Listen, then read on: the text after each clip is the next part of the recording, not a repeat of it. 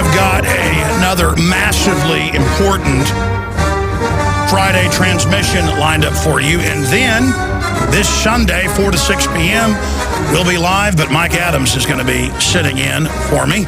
He's got some breaking news he's going to be breaking here on air coming up this Sunday, 4 to 6 p.m. Central. If you don't have a local AM and FM in your area, well, you can always simply tune in via Infowars.com.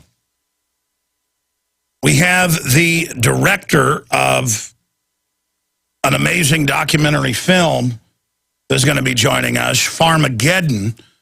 The director will be joining us to break down the incredible attacks on farms and farmers and ranchers and rural communities here inside the United States under Agenda 21. That is all coming up in the second hour. Then the last 30 minutes of the third hour, Dr. Paul Craig Roberts, former head of the Treasury Department and Policy, former Wall Street Journal editor, is going to be joining us to talk about just the incredible police state. And a new article he's got out today that's at Infowars.com, How to Break Out of the Matrix. We've got some new factoids in the George Zimmerman, Trayvon Martin case. ABC News has now released photo that his neighbor took minutes after the back of his head bashed in with blood all over the place. Just as he said, and just as all the witnesses saw, including 2 black witnesses. Again, not saying it was the best thing that he even came out of his house to check out what was happening, but he went to his car, reportedly, and then Martin came over and got in his face and started kicking his hind end in. Not good to bring your fist to a gunfight. The media seized on all of this to try to cause some type of big war between different racial groups as a political distraction. And now we've confirmed, barely even covered this last week, it's such big news, that the Justice Department is leading the protest and to, quote, protect them and hyping it. And NBC is editing audio tapes of 911 to make it sound like Zimmerman is like, yeah, he's black, he's no good. They're like, what color does he look? Is he black, Hispanic, white? No, he looks black. And they talk about other stuff, and, well, what's he doing? Well, he looks confused. He's either on drugs or up to no good. Something's going on. They just combined those two together to say, he's black. He looks like he's up to no good. Again, why would they do that? In the old days, NBC could get away with that because there wouldn't be the internet later when private citizens went and got the full tape and released it.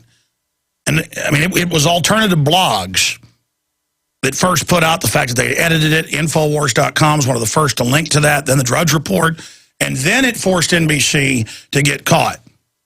By the way, speaking of pushing and dominating the media and starting to be able to more and more on a daily basis set the agenda, Infowars.com 3 days ago did an article about the new advanced black boxes going in all the cars by law that totally track everything you're doing, just like all the other hidden tech that the CIA director talked about, where your, quote, toaster and clock radio and washing machine are watching and listening to you, and the smart meters are. Well, we've had Forbes, and we have now had The Atlantic come out and attack us that we're a bunch of fearmongers. And their answer is, it's already been tracking you for a long, long time. The system has already been going after you for a long, long, long time. So it's like saying, well, we've had slavery for hundreds of years, so now it's okay. Now it's okay. Now it's not a problem because we've already had it before. It's this idea that tyrants have done things, so that makes it okay. But there's another example of this news that we're covering, punching out into the mainstream on now a daily basis. Very, very exciting, and a lot of that's thanks to the syndicated radio, you, the listeners, spreading the word and getting the stories out, and people like Matt Drudge at DrudgeReport.com. He also posted that article. We'll be back with more news. Stay with us. Well, here we are. It's already Friday, the 20th day of April, 2012, and we're going to be here for the next 3 hours. Dr. Paul Craig Roberts, who hadn't been on in a few months, has written a new article titled Getting Americans Out of the Matrix that is up on Infowars.com.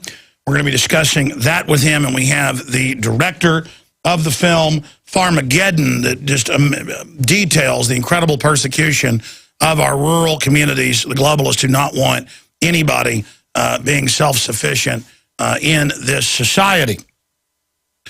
We have a lot of other big developments in the Middle East, on the economy, Ted Nugent, the First Amendment, the police state, cops take school kids' DNA and murder case. I mentioned this yesterday, but I started reading the quotes by the police, and it's amazing. Wait till I get to these.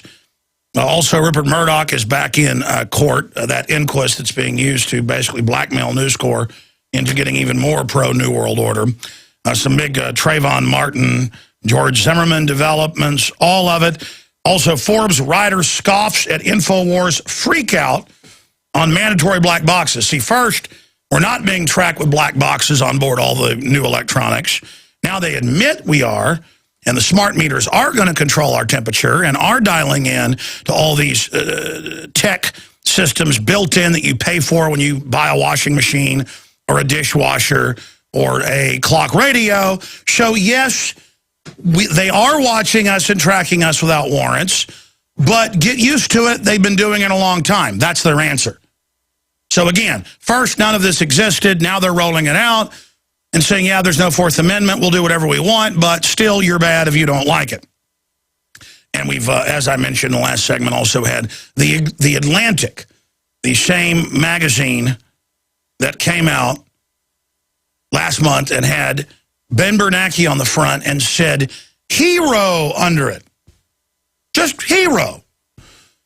And Aaron Dykes did a big report yesterday where Bill Gates actually pays hundreds of media outlets to say he's a superhero. He pays ABC News and The Daily Show and all of these systems on record to show him in Superman and Green Lantern outfits. And you're like, well, that's just ridiculous. Well, Warren Buffett, his partner in crime's favorite thing is to hold an ice cream cone in his hand. Thousands of photos of him with ice cream cones. Just type Warren Buffett ice cream cone in, and you'll see it. It's all about just a non-threatening gimmick. It's a gimmick. And now they have in public school comic books that are given to the kids where Bill Gates is a superhero. He's paying for this.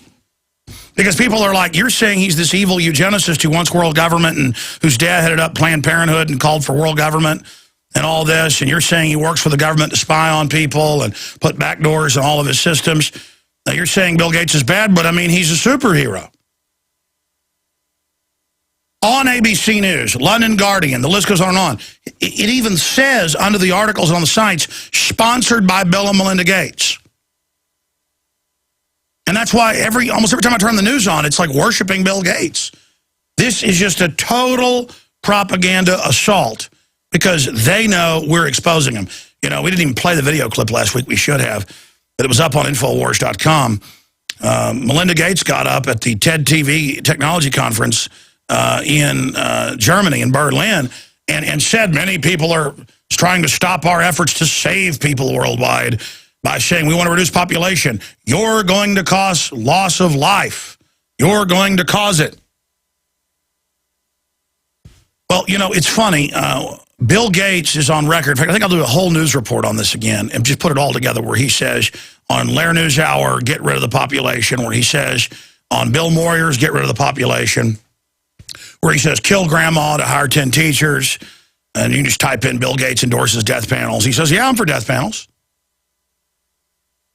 And I can show you all the things they funded, the things they've done, where he told TED TV, we're going to reduce human population. Humans are bad. They exhale carbon dioxide, and we've got to bring that number to zero. And the crowd all laughed because they're a bunch of insiders who get off on the idea. It's like, wow, we've got a world government jacking the food and water supply.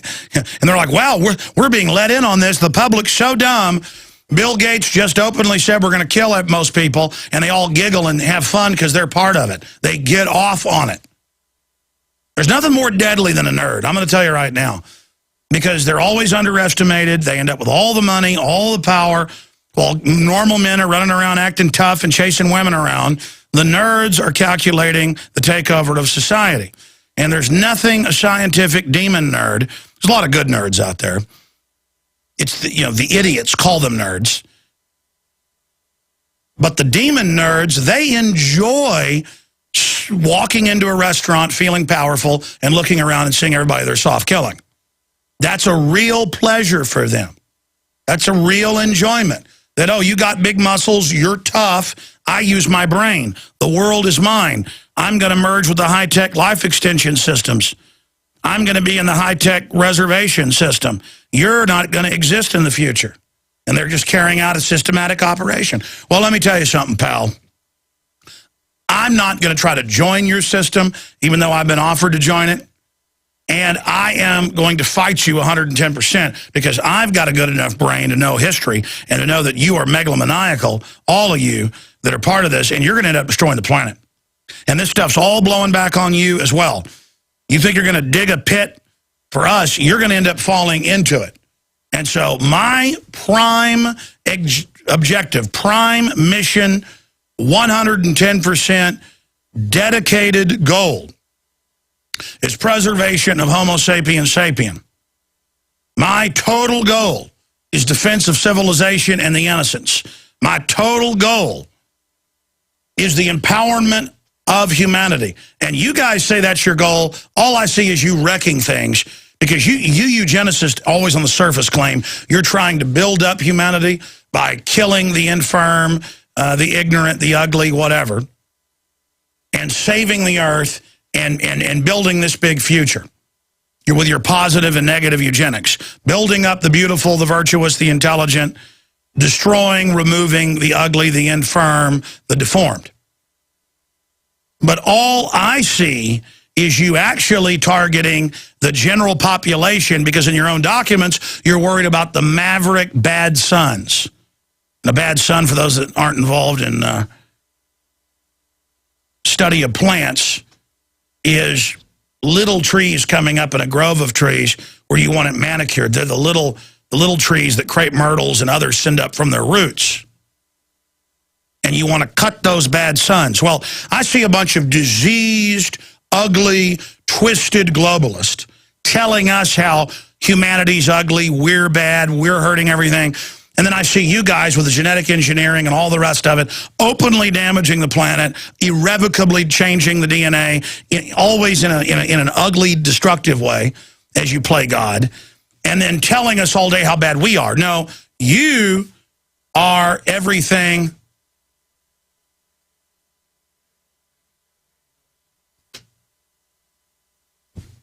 You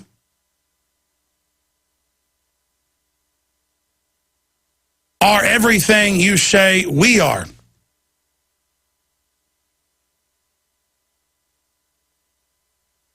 You are everything you say we are. And by the way, just because somebody isn't your image of beauty, or just because somebody doesn't have any arms, some of the greatest scientists and artists and thinkers that we have had as a species have had great disabilities. And you notice the globalists play both sides of that.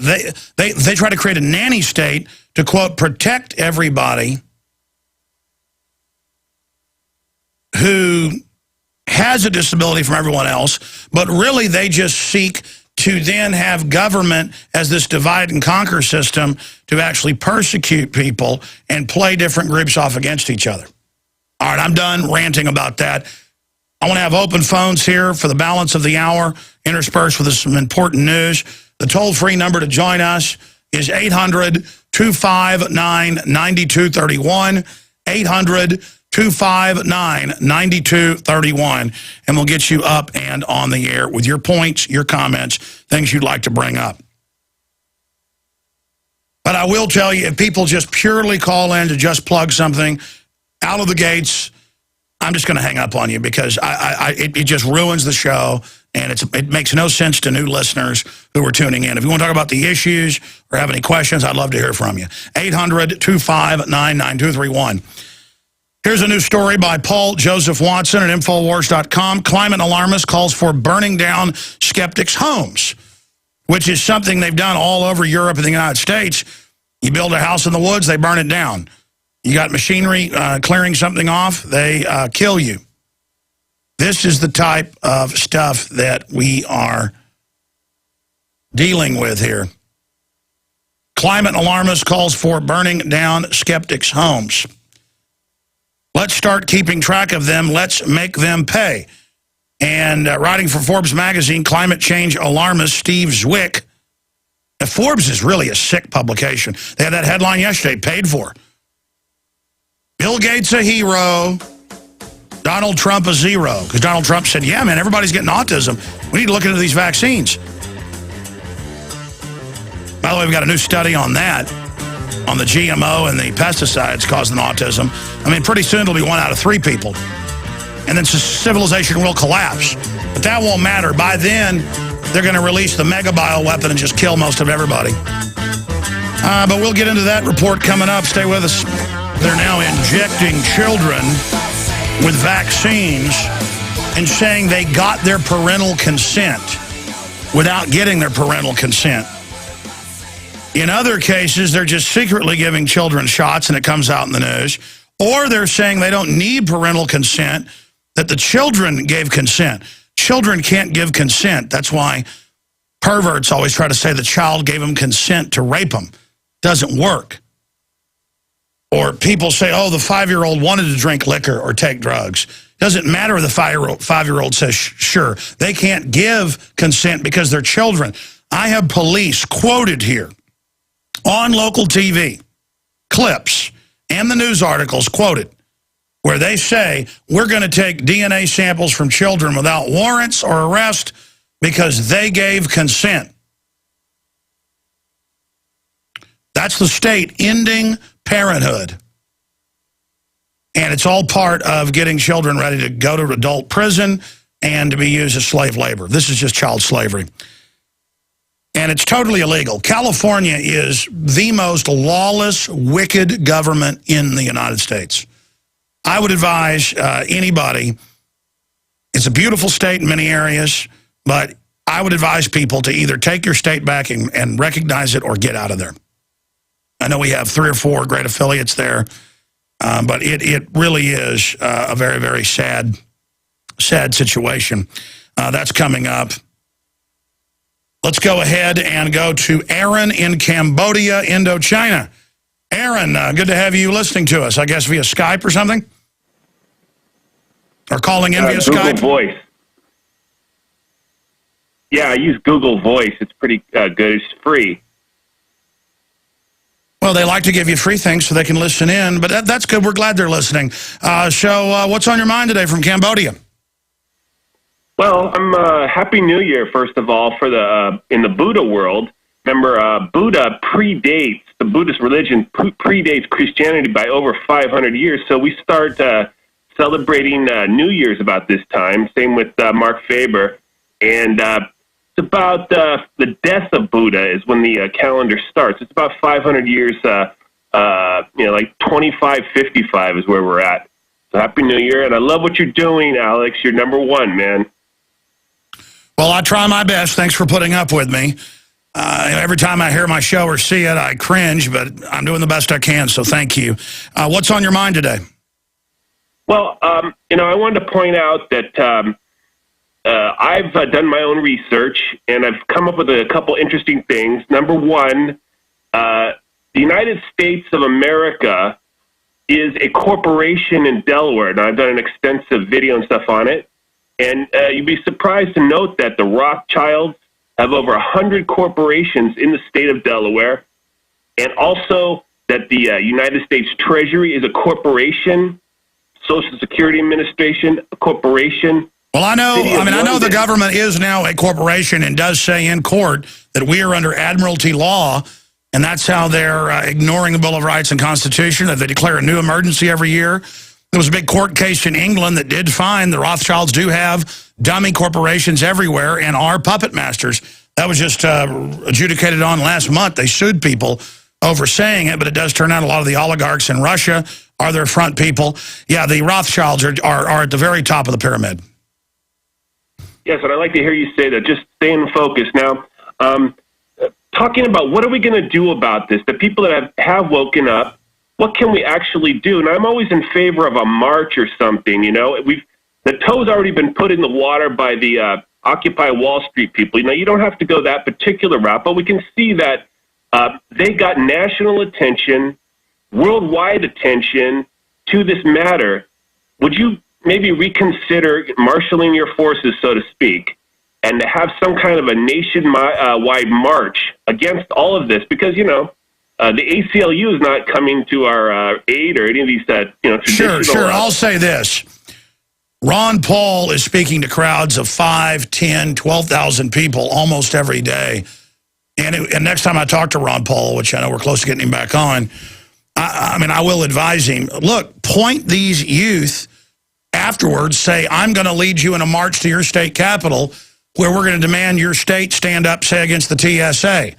And so I'll say Ron Paul, you know, really in the twilight of his career here, but where he's at his most powerful, he needs now to marshal people more than I can. So I appreciate your call. And at the same time, they have big marches in D.C. all the time of even hundreds of thousands of people, and the media doesn't cover it. Do you see the media covering Ron Paul having 10,000 people a day at rallies? No. So Ron Paul needs to point those crowds at occupying for liberty for a few days, major targets in the area to force media coverage. Go back to your phone calls here, and then I am going to get to Study Links Autism with Industrial Food and Environmental Toxins. April is Autism Awareness Month. And boy, everybody's going to get aware of it because now adults are getting autism-like neurological disorders, even at a young age, and because there are so many toxins in our food and water. And then you go ahead and shoot somebody up with some more vaccines on top of it, and you are going to have a big, big problem. And again, I'll get into climate alarmist calls for burning down skeptics' homes, and that's Forbes. Forbes is, again, also saying that Bill Gates is a hero, and those that are worried about autism are zeros. That's an actual quote. Headline, Bill Gates a hero? People concerned about autism? Well, they are zeros. Now,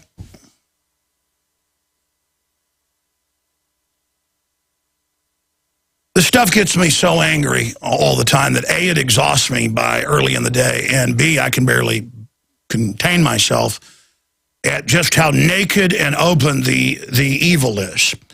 The system is getting desperate, and so they're throwing everything they've got against the population. But I just think about the fact that they're saying anybody concerned about autism is a piece of trash. Bill Gates, a eugenicist, is a hero. Ben Bernanke is a hero. Atlantic Monthly. They're now attacking us today for being concerned about tracker tech in cars and other appliances, which is admitted by the CIA to be listening and watching everybody in live time illegally. Google for 6 years admits they're using onboard microphones and cameras to watch you illegally. They've now been sued last week by a big public interest group over the fact they're wiretapping people's homes without warrants. It's totally illegal. But Forbes says we should have our houses burned down. You're not going to see the Secret Service over there talking to them because the Secret Service doesn't care if you get your house burned down. You know, these, quote, environmentalists, not what they are. They're terrorists saying, give us control of the economy, let us run everything, and we're going to burn down your ski resort. We're going to burn down your house you build in Oregon. They've killed people in the last few years where people were in a home and they burned the thing down. Well, there was one case I saw where it was a handicapped person and they couldn't get out. If you go down to Zilker Park, where I live in Austin, Texas, and you pull up in the parking area, there's glass littering windshield glass, side windshield glass everywhere. the shatter type. Not the front windshield, but the side windows. And it's a little known secret. Some know it. It's somewhat of a public secret. The police know it. That if you park your SUV down there and take your children to the park or go swim at Barton Springs, the environmentalists knock your windows out or bare minimum key your car up one side and down the other. Doesn't matter if you've got 3 or 4 children and your wife. Doesn't matter if you're a carpenter and you need an SUV. It's their little way of punishing you. And Al Gore says, time to get aggressive. Time to get outside the law. Time for an environmental spring. Let me tell you something. I catch anybody trying to burn my house down, you're going to get a lead spring. And so Forbes is saying, keep track of people and track them down, find their homes in Forbes, and burn their house down. They need to be arrested, just like the new Black Panther Party feds. Just like I said, Hal Turner should be arrested. Tells you he was a fed. It turned out he was. I demand the arrest, because this isn't flippant in this election like Braveheart, we need to chop their heads off. Clearly hyperbole, and he said in the unedited tape, that's why the Secret Service said no issue, no investigation. They saw the full tape. He was saying metaphorically, but the George Soros-connected group cut the video up. The unedited video, just like NBC edited a video to make George Zimmerman sound like a racist, they edited the tape. He said, in this election, we need to literally kill ourselves to get this done, metaphorically. We need to politically take no prisoners.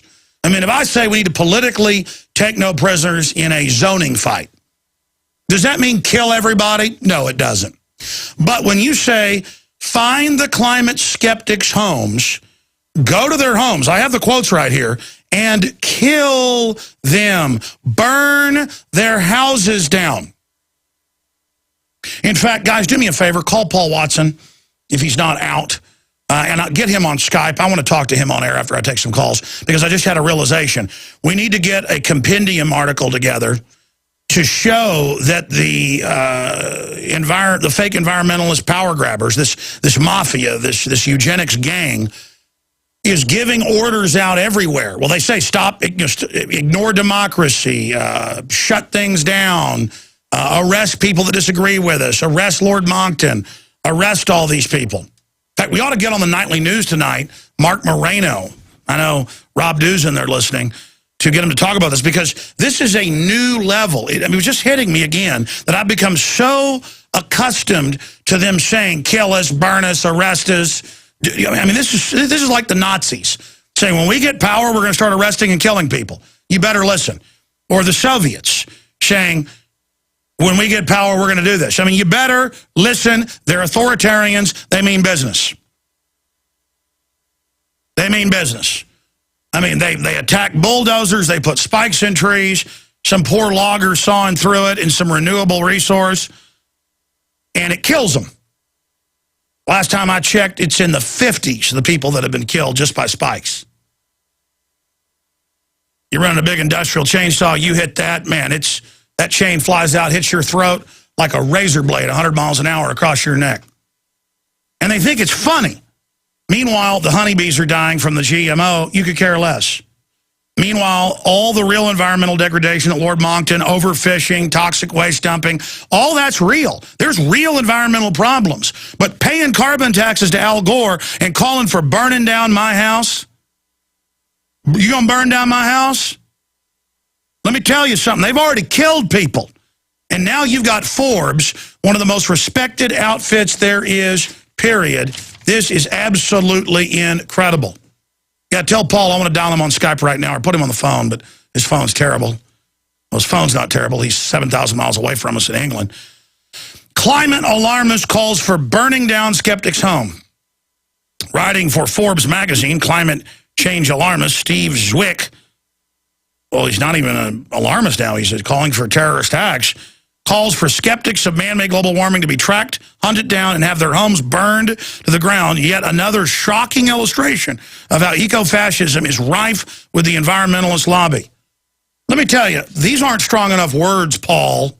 When you're, and we've got his quotes here, saying, come after us, burn our houses down. If I got on air and said, I'm not saying this, but, you know, this senator didn't do what we wanted, or Obama, it says we're under UN control and our military is, go burn the White House down. Folks, there would be police here in 20 minutes if I said, if I organized through a major media outlet, which we have millions of listeners and readers, it would not be just their duty. It would be an absolute command that I be arrested if I told people to do that. Instead,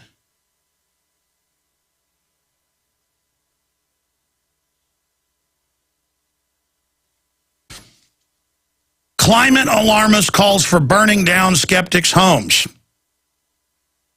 Comparing climate change skeptics to residents in Tennessee who pay a $75 fee, resulting in firemen sitting back and watching their houses burn down, Zwick rants that anyone who actively questions global warming propaganda should face the same treatment. We know who the active denialists are. Not the people who buy the lies, mind you, but the people who create the lies. Oh, we're all liars because we expose Al Gore as an admitted liar who makes computer graphics of polar bears that can't swim dying when they're the greatest land animal swimmer and hunt by swimming on top of ice floes. Or lying about the hockey stick. Or lying about carbon dioxide increases preceding temperature increases when it's the other way around. Or lying about ice samples. Or lying in the emails about hiding the decline in temperature in the last 15 years. This is what we're talking about. And again, it's an even worse call because he's like, they're endangering us, we've got to get them. That's a real call to action. We know who the active denialists are, not the people who buy the lies, mind you, but the people who create the lies. Let's start keeping track of them now. Keeping track of you, pal, as somebody calling for violence. And when the famines come, because the globalists are cutting the food supplies off, that's what Agenda 21 is, under the rule is to shut the food off, then they say we created the famine. See how that works? Let's make them pay. Let's let their houses burn. Let's swap their safe land for submerged islands. Yeah, that's the real commie banker dream, the Rothschild Rockefeller dream, take our property. Again, they create the global meltdown, then they come and redistribute. They tell the big poor hordes of people that didn't get ready, oh, it's their fault, get them. Let's force them to bear the cost of rising food prices. Adding, they broke the climate. Why should the rest of us pay for it? See, we need to be arrested. We need to have our land taken. We need to have our houses burned down. And there's all these other quotes where these people are saying similar things to this. As we have profusely documented, as polls show, fewer and fewer Americans are convinced by the pseudoscience behind man-made global warming, promulgated as it is by control freaks like Zwick, who care more about money and power than they do the environment. AGW adherents are becoming increasingly authoritarian in their pronouncements, and it goes through it. All we're getting Watson on Skype, we close to that? Let's go to a call here. Rico in Canada. Rico, what do you make of this, where they're now saying burn our houses down? Very dangerous, like where it's heading. Very fascistic, but that's definitely the climate where it's going. That's right. Fascism labeled as liberalism. Correct. What's on your mind, sir? There's a quote that you had quoted a while back. There's like two points on it, but there's a quote that you had put a while back saying the duty of the state is to what was it again? My God, I had it in my head. The duty of the state is to make war. That's like the affairs of the state. I remember, I love that quote, so I remembered it. It's actually because he had quoted it. The Germans got it from Sun Tzu, The Art of War, and also the Book of Lord Shang. It's another book that was written around the Warring States period. Yeah, well, I think the quote you're referring to is war is the health of the state. That's it. The affair of the state. Yes. Yeah. That's a quote from Sun Tzu in the Book of Lord Shang. That's correct. And that's why it's a war economy. Everything is the government and its allied crime corporations waging war on everybody else. War on drugs is their war to have a monopoly on the drugs that they ship in. The war on illiteracy is to make sure you're totally dumbed down. The war on nationalism, the war on men, the war on women, the war on the family. But yeah, anytime that there's a so-called war that they do, it really gets worse. That's just what I've seen. You know, no, exactly. When they say they want to help women, yeah, they want to put you in a pine box. Correct. Yeah, and there was also like I was looking forward because you were talking about how you were going to get some historians on talking about how Capone ran the booze on the train, and it was government trains. I was really looking forward. Yeah, I don't know why. It's like we can get guests all the time. I brought them the names, the numbers, and if I particularly beg for a guest, it ain't happening. So I went to Hot Springs. I started doing some of the interviews with people, and I said, no, it's just better to get you on. And then it never happened. And I will try to get that done because I was there going to different historical societies, and they were just had all the documents where the government actually had the monopoly with insiders. Capone worked with them. The Rockefellers were big in it. It was amazing information. Thank you so much for your call. Yeah, that's something that we did, and video I shot. And it's weird. I got a great crew, but it's strange. If I say I really want this, I think I don't know. It's weird. It's weird. And I asked probably 25 times. Let's get those guests on. And I think it's always so immediate. Whatever guest we're working on at that moment, that it then doesn't happen. Yeah. So hell might freeze over before that happens. Let's go ahead and talk to John in Texas. John, you're on the air. Go ahead. Hi, Alex. Hey, buddy. Back when I was in high school in the mid-'60s, I took a government course, and they talked about the antitrust laws and how Andrew Carnegie and John D. Rockefeller back in the early 1900s were trying to monopolize business and drive all the independents out. And if I remember correctly, it was Teddy Roosevelt that helped get the antitrust laws passed, and that's where the term comes from, speak softly and carry a big stick. The big stick was to break up these monopolies.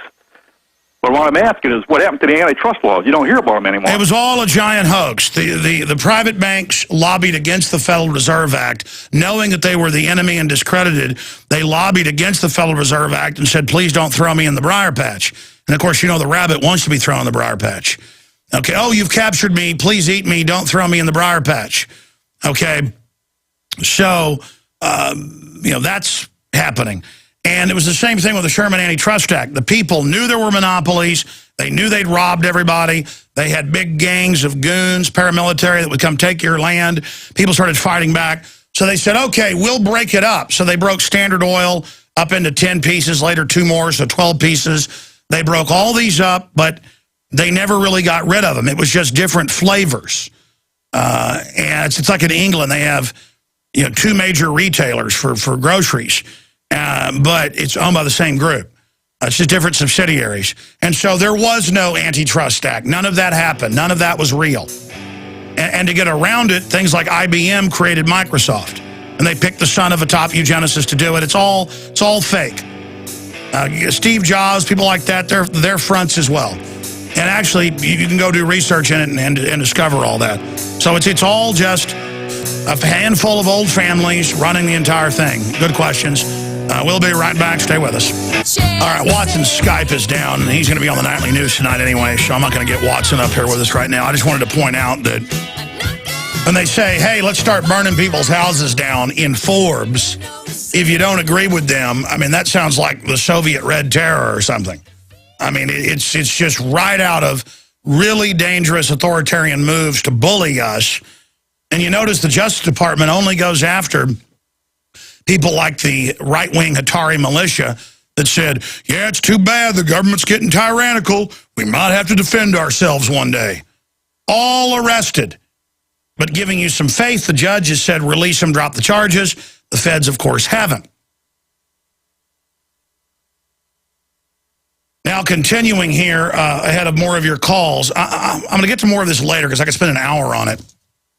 Well, this is a report we've got up at Infowars.com. It's from Living Green Mag. It's a lot of stuff that real environmentalists have got right. Like, hey, let's get the heavy metals out of our food. Got the Washington Post reporting on half of the corn syrups or more have high levels of lead in them or mercury. And continuing, there is a new big study out published in the Clinical Epigenetics directly, and there's a bunch of other studies showing this too, the massive increase in autism linked, amongst other toxins in the environment, to the fact that, see, what's happening on air is I'm getting distracted because we have document cams in here, and this is like a TV show, but I can't direct it because the document cam isn't in the right place like it is on the nightly news. So constantly I'm fighting to try to like show documents. Just no more document cam until we get it fixed. No more. No more. It's driving me to the ends of madness right now. I mean, I am just so angry right now. I'm about to go completely insane. There's got to be a way to mount cameras in here where we can see the stuff. I mean, there's just, it's somewhere in life on Earth, there's got to be. I mean, hell. Okay, just a minute. The point is, ladies and gentlemen, that the system knows full well that these empty foods with no minerals in them to speak of, grown on played-out soils using toxic fertilizers, are bioaccumulating in the food, all these heavy metals and toxins, but also we don't have minerals, and minerals, healthy minerals, good minerals, the study shows, bind with the toxins and take them out of your body. So our children are full of all these poisons and then don't have the minerals. And here comes the infomercial, because it is revolutionizing. We have a handyman that does stuff, you know, every once in a while around our house, who's lost 30-something pounds in a couple months and couldn't believe it because he listens to the show on Tangy Tangerine that doesn't even advertise as weight loss beyond Tangy Tangerine. My mother has lost 30-something pounds. Aaron Dykes lost over 90. I've lost over 40. And I'm still eating the same stuff. All of it just flushing out of your body. It's amazing. It's just incredible. Because it's not just that you need these for your body. They flush you. These raw, organic minerals, not the fake things you get in these pills that most of the people sell.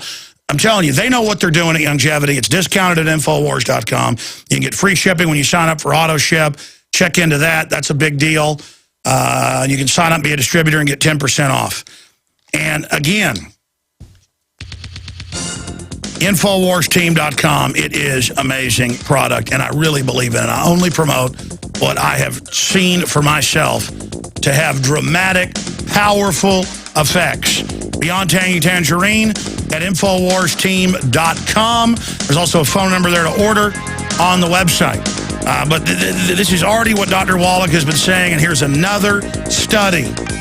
The minerals flush you. Okay, we've got guests coming up here in about 8 minutes. I want to take some more of your calls now. We'll also take calls while the guests are on with us. I appreciate everybody holding. We're going to go to Abe in Ohio, listening on WAIS 770 AM. Then we're going to go to TJ in Georgia, listening on WJOC 1490. And sorry I'm getting mad earlier. I'm not mad at my crew. I'm not mad at anybody. This is just a real show with a real person. And I get in here and read all this news, and I just get angry. You know, you got Forbes saying burn down our houses. And you got them killing everybody's kids, feeding them this garbage food with heavy metals in it. And you got Forbes making jokes about it. Tell you, Forbes lately is like the devil or something, man. I'm seeing the worst, they must have hired, I used to see good stuff out of Forbes. It's like they've hired a bunch of demons over there. All these little kids that are brain damaged aren't funny. Okay, I'm sorry. I'm going to shut up. Abe in Ohio, go ahead.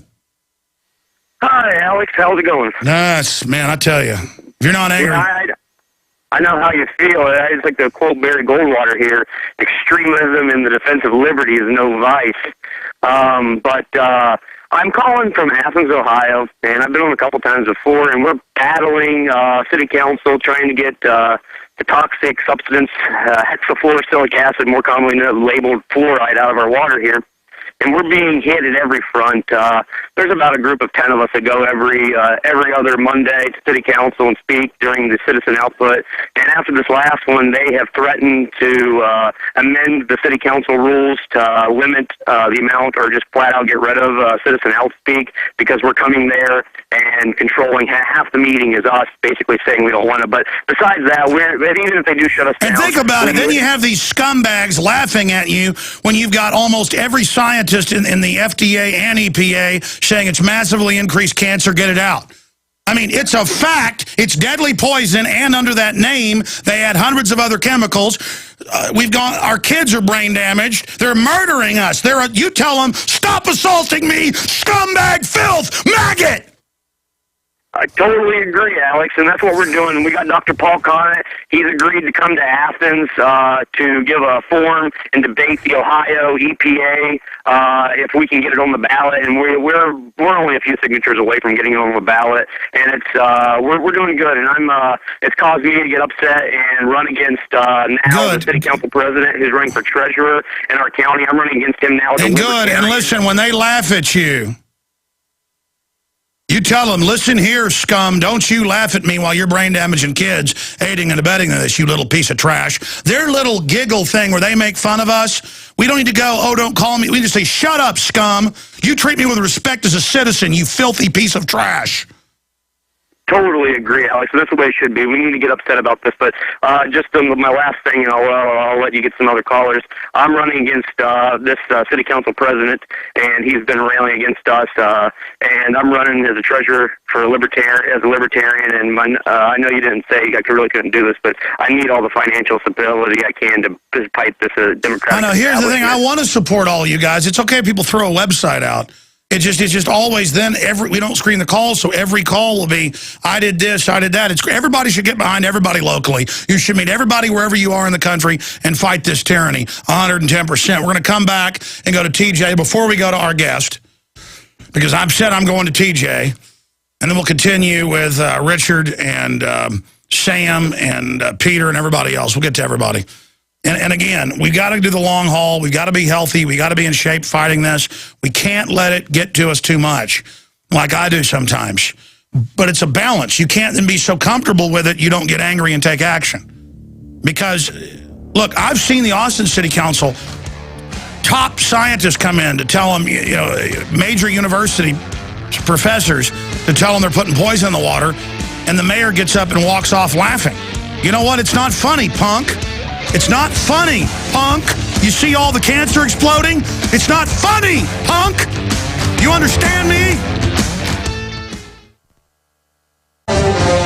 All right, for much of this hour, we're going to be looking at a war against independence, a war against self-sufficiency, a war against farming and ranching and gardening and lemonade stands, garage sales for that matter. I mean, the system admits it's happening. This is a film well worth the watch. That's what the Washington Post said. Part consumer rights advocacy, part abuse of power expose. That's the New York Times. Farmageddon, the unseen war on American family farms. An eye-popping wake-up call, the LA Times. We're going to be talking to the director of the film here in a moment and to one of the victims of the system. And this film is available discounted at Infowars.com, and your purchase supports us and then also the filmmakers, and you get free bumper stickers and a citizen rule book with every order at Infowars.com. Farmageddon available right now. We have it in stock to ship it directly out to you. And hopefully you can show it to people in your area and wake them up to what's happening and give it to local farmers in your area so they understand the predatory major corporations lobbying government to shut down their competition. The Food Safety Act last year, they gave almost, was it 17 million? I said 15, that's wrong. 17 million in 1 week, a record to try to pass that bill to where you can't even can strawberries yourself. I mean, just total police state. And you're like, oh, that'll never happen. Oh, yeah, it's worse than that. We're going to go to them here in just a moment. All over the country, they're killing people's pigs saying they're feral. They're They're not letting people sell milk to their neighbors or cheese or cabbages. I mean, it's just they're raiding whole food companies with guns drawn. I mean, it's bizarre. Again, where's Obama the hippie? They're not hippies. That's their cover. Folks, look what he's doing with the marijuana dispensaries. I mean, it's about total control. That's coming up in just a moment. But I promised to get to more calls today, so I'm going to finish up with TJ in Georgia, a WJOC 1490 AM listener. TJ, you're on the air. Welcome. Well, thanks a lot. Alex, thanks so much for what you do. I don't know how you carry the cross, but even us little soldiers are fighting a pretty good fight for you. And I collect all your DVDs. I got 105. And the one thing I wanted to ask you, after looking at all these DVDs and handing them out like Coca-Cola, you know, you say using their system against them, and Jim Tucker says good works are done in the sunshine, but do we, as fighters of this good fight, do we have people, a secret society of our own, people, you know, good knights and paladins with a noble heart who, you know, believe in this fight, but are trying to use their system against them as far as, let's use a little secrecy, too. We don't have to always be in the open. Do we have anything going like that? You know, I obviously don't mention the name of the secret group, but are we fighting behind the scenes as well, do you think? Well, of course, secrecy is in organizations where you have to have secrecy. Government, corporations, there are groups of people that love freedom throughout the system. That's the reason we still have part of the republic. That's the reason people are waking up. That's the reason that a lot of us are able to do what we do. But we have the truth, so secrecy is a disadvantage to us when we're out in the open. But, if somebody's going to spray paint the front of a building, a government building or something, they better keep that secret. I'm not saying they should do that. The environmental fakes who are blocking real environmental issues we have are saying burn down people that don't want to pay Al Gore carbon taxes. Forbes says burn down somebody's house. Mark down our names, burn our houses down. And I'm like, hey, you got hundreds of cross-species crops being planted that are causing mutations in every species that eat them. You've got serious other environmental issues. I don't want to have a global tax, for carbon dioxide. And they're like, we'll burn your house down. I mean, that's in the news today. So you asked the question, I can barely organize what I'm doing here. And secret organizations, they can then infiltrate people to create secret criminal plots to then set you up in them. So my beacon, my North Star is total transparency and openness. Other than my journalistic hat, people say, now this is in confidence. And it happens all the time, and I'm known for not blowing confidence with people. And let me tell you, that word has gone out in the system, in media, in government, that A, in business, I don't cheat people. I always do what I say I'm going to do. B, I don't tell my sources. And so I'm known as somebody who, so I guess I'm a journalist. That's a secret system. Does that answer your question? Yeah, I think so. And one quick point, do you believe, just like Saddam Hussein jumped down a spider hole and Hitler killed himself, if he cornered these roaches with the light of the sunshine and fighting a fight like you and all of us are doing, what do you think these people will do when we finally get them cornered? Just bite into a cyanide capsule like the cowards they are? Yes, there is a good chance that's exactly what will happen. But, I mean, again, it's a corrupt system. Society itself has been corrupt. We empower evil when we do evil things, when we compromise, when we do bad things. And it doesn't mean we're ever going to be perfect. But, again, it's little things that are going to turn things around. Agree, Alex. God bless you, and thanks for the time. We appreciate you more than you'll ever know. Thank you so much, sir. Okay, Kristin Canty is a director and producer and has made Farmageddon that is just stunningly well done. I mean, I put it in the DVD player and could not quit watching it.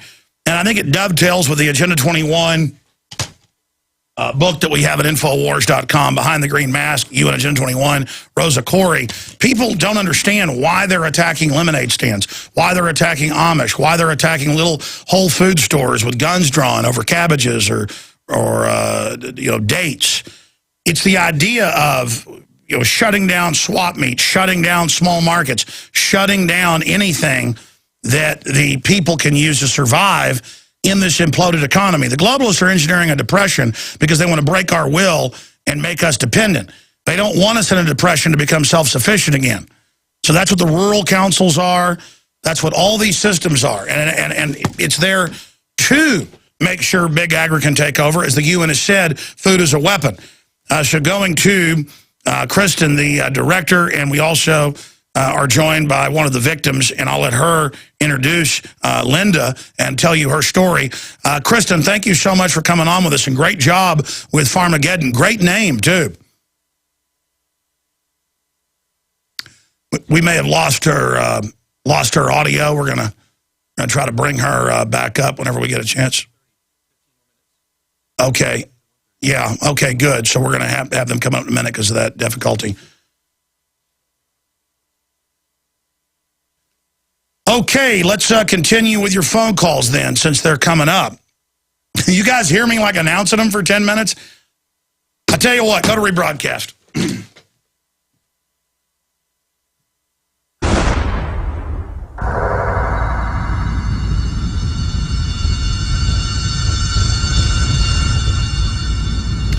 All right, ladies and gentlemen, we are back live here today. And we do have our guest coming up at the bottom of the hour. I'll go to break and come back with more of your calls. I look at the news here, and I look at autism going from 1 in 25,000 plus to 1 in 50-something now. The media is always reporting a 2-year-old number. It was 1 in 80-something, then 1 in 60-something. I see the damaged children everywhere. I see the globalists making jokes about it. I know their plan. I know their program. I know Bill Gates is paying the media to say he's a superhero, actually say he's a superhero. I see men acting like children, women acting like dumb whores. I see this whole society as a Sodom and Gomorrah falling down on itself. And all I want to do is defeat these New World Order people. I mean, they're so out in the open, and they're coming for us. We've got to stop them. All right, we have our guest coming up. I was looking at my sheet wrong, and nobody noticed I was announcing the wrong time for the guest to be on. They're coming up at the bottom of the hour. I'm not even so much having a bad day. I'm actually having a very focused day, and that's why I am trying to learn to not blow up, because then it exhausts me. So instead, I blow up even worse and just get super irritated and super irritable, and I'm normally a very happy person. It's so confirmed that in a lot of these processed foods on purpose, it's full of heavy metals, Grignard reagents. It's killing people. It's horrible. It's a horror movie. And I want it to stop. And then a guy calls in and talks about his city council laughing at him when he goes and talks about taking fluoride out. And I know what that means. I know. I've seen it myself. And I know that under the name fluoride, they put several hundred deadly chemicals in your water. And it's just, I'm mad at myself. I'm going to be honest with you. Because the real response to somebody assaulting your family like that is to physically go after them. But then I realize how the game's played. They're set up for that, and I'll lose, and we'll lose if we don't. So I attack them with psychic violence. And that's not even done consciously. And by psychic, I mean throwing my words, my anger, my disgust at them. I want to take back the levers of power. I want to restore sanity and decency. I cannot look at a photograph of Bill Gates, okay? I mean, I know who they are. It's like serial killers running free with TV everywhere saying they're superheroes. I mean, I want it to stop. And I've got to find a balance, because my rage and my focus is why we've been so successful. But at the same time, it's not good. This is not an act. I feel like right now I could take on like 10 people. I mean, you know that feeling. I mean, I am just viciously angry, viciously disgusted, and viciously tired of the pig people that run our society. And I'm angry, too, that I have to put myself in danger fighting them. I wish more people would just wake up. We could sweep these people aside. I'm angry. And you've got to get angry, too, and then take action. Richard in Kansas, thanks for holding. Glad to hold any time, man. What's on your mind, brother? seems to me that calling to burn our houses down is another desperate scare tactic by the Illuminati to get everybody to give up their rights and go, oh, here's our money, here's our money. Well, it shows what scum they are. I mean, do they think when they're already doing it? Everybody, look, I get my hair cut and hear the woman 3 things down saying global warming's all a fraud and all the women agreeing. You know, and I get my hair cut at a trendy place just because it's by my house. The point is that people are waking up. They're buying 5 million guns a month. I just want to make sure everybody knows who the enemy is. So we don't all just fight with each other. Bunch of whites and blacks killing each other, or Hispanics and killing each other. It's all bull. You see what I'm saying? Exactly. People need to let things like race and religion, social status, these kind of walls need to just be dropped. These are curves that are about a half-inch high that only a person dragging their feet could not step above at this point. I think they're miscalculating with all these calls for violence against us, or I guess they're trying to get hyped up to do it. I mean, look, that's what I'm saying. Everybody that wants violence, let's work against it, and then when they start the fights, you know what to do. You understand? But we must let them attack first because we must have the moral authority. Do you understand those that are being attacked have the real power? I mean, do you understand that universal law?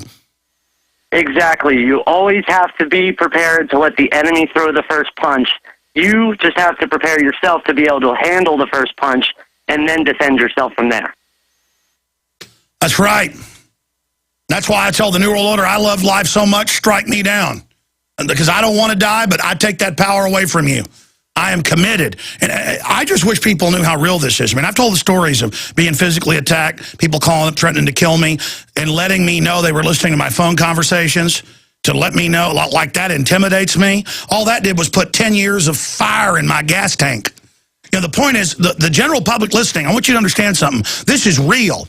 I've talked to high-level people in Fox News who are convinced and they know Breitbart was killed, but they're too cowardly to report it, okay? This is real, folks. This is real. This is real. We have stinking criminals in the White House, stinking criminals over the Justice Department, stinking criminals in the CIA, not everybody under them, but at the top, our country has been hijacked. Anything else? Basically, that to the same people that you're addressing, to everyone that's listening, prepare yourself for the big punch. The right cross is coming. Just be ready to take it and be ready to hit them back as hard as they hit you. Or to step out of the way and karate chop them right in the neck in the info war. We'll be right back. Stay with us. Thank you so much for joining us. The director of Farmageddon, Kristin Canty, is our guest, and she's also joined us with Linda Faillace, who has been a victim of the establishment persecution for her evil farming activities. But the point is, we're told, get sustainable, get back to the land. But then there's a massive rural council, federal, state governments harassing people, can't have gardens in your yard, even on your own property, can't have chickens in the country, zoning, total control, animal ID, premises ID. This film is so professional. Farmageddon, and it goes over all this information. It is available at Infowars.com, and it's won a lot of awards. The LA Times called it an eye-popping wake-up call. Kristin, tell us about the film, why you decided to make it, break down some of the most important points, and then introduce us to the author you've gone on with us, who has been persecuted and is similar to the stories that are in your film. Thank you. I made the film because I found out about the farm raids. I met people from the Farm to Consumer Legal Defense Fund, and they asked me to have a fundraiser for them. I didn't know what they did, and when I researched it, I found out that they were defending all these farmers for free that had been raided. And so I researched all the raids and just got really angry about it, that these people were just trying to supply food for their neighbors. People were forming co-ops in order to get food from their neighbors, in order to get food from neighboring farms. Humans were going back to normal human activity, and the big corporations don't like that. And the government was raiding them for it. So I decided to make a movie about it. Well, it's an incredible film, and it's so well done. How long did it take you to make it? It's being very well received. It's a great tool to show the coordinated mafia attacks on farming communities. as this, and then why do you think the system is so upset about evil people farming? It took me about 2.5 years to make, and basically the answer that the government will give you, the answer that, I was very grateful when government officials did speak on my film because it was very hard to get them to speak, and the answer that they'll give you always is it's in the name of food safety, to keep us safe. And so Linda will tell you her story, and she was raided and her sheep were killed, and it also in the name of food safety. And let's go to Linda. Linda, tell us your story that you then put in your book, Mad Sheep, author of Mad Sheep. Thanks, Alex. What happened with us is that we had a family farm. It's called Three Shepherds in honor of our 3 children because each of our children were very involved with the farm. And we worked closely with the USDA, imported sheep from Belgium and the Netherlands, went through all the hoops that we had to jump through. We had 2 months of quarantine over in Europe, a month quarantine here in the United States, that all the sheep passed with flying colors. 2 years after the animals were here, they were all settled, and we had lots of lambs on the ground. They were doing well. We had a thriving business. USDA shows up at our farm and says that they were concerned that because our sheep came from Europe, they could be susceptible to mad cow disease. Even though there's no sheep in the world that's ever had mad cow disease. My husband and I and the children lived in England for 3 years, and I worked with the professor, Eric Lamming, who set public policy for mad cow disease. So it was something I was very familiar with. My husband has a PhD in animal science. So we approached everything from a very scientific perspective. And we kept telling USDA there's nothing wrong with our sheep. We offered all sorts of options. After this had gone on for 2 years, we said, okay, take the originals and test them. If they all test negative, let us keep the offspring. And to make a very long story short, it fell on deaf ears, and at 5:30 in the morning, 17 days before an appeals court hearing that we had, USDA showed up with 42 armed federal agents and USDA officials, took our sheep, all of them, even the lambs, took them out to Iowa and killed all of them for a disease that doesn't exist to this day. And let's be clear, they're coming out with cloned cows, pigs, GMO, toxic waste fed to them, all honeybees dying, pharmacological crops that grow toxins in them. All that's great, but they use that as a pretext to harass people. Have you heard about the case now where they're killing people's pigs, saying that they could be feral instead of dealing with the actual feral hog problem that I'm told is not very bad in Michigan? Have you heard about that newest case? Yes, I have. And there's been, they're forcing the farmers to kill pigs. And I've heard that if any of the pigs have black on them, where over in China, all the pigs are black, and USDA imported Chinese pigs into Nebraska, and then some of those pigs were sold to farmers because they're extremely prolific. And that was actually why my husband and I went to Britain, he was studying these Chinese Meishan pigs and trying to figure out why they were so prolific. So here, a breed of pig that has now been bred with American pigs, if any of the animals have black on them, the USDA is now making the animals be killed. But I'm not a farmer, but I've done ranching. I've worked for a large animal vet, and I went to the livestock show with my children a few weeks ago because they're small, like to look at animals, and sometimes they have 20, 30 different types of pigs. This year they didn't have that many, but most of them have red hair, black spots, black hair. Most breeds of pig look like this, and now they're just saying a pig has black or red on them, they're dead, and people are like, my pigs are pinned up. And, of course, it's big agro wants to kill all these other pig herds that are out there. Just incredible. Right. When we met with the USDA and asked them why they were going after us, they said they were under political pressure from the pharmaceutical and the beef industry. And so they admitted that there was nothing wrong with our sheep, and they actually used our sheep. A USDA whistleblower came forth and has evidence that they used the sheep to get $450 million in funding to upgrade some laboratory facilities they have in Iowa. No, I remember. They wanted to piggyback. Your case was in the news at the time. They wanted to piggyback the fear of the foot and mouth, and then the fear of the mad cow over there as a pretext. And they did all sorts of stuff like that over here, and it's all part of these publicity stunts. Just amazing. Let's continue going back to the director here, Kristin. Kristin, give us some of the other stories you break down in the film. There's a Mennonite farmer who was just, again, supplying food in a private buying club to his community. In Pennsylvania, this was in Pennsylvania, and in Pennsylvania, raw milk is actually legal to sell out of stores. But in many of these cases, the consumers also want cheese, cream, and yogurt, and you're not allowed to sell those things.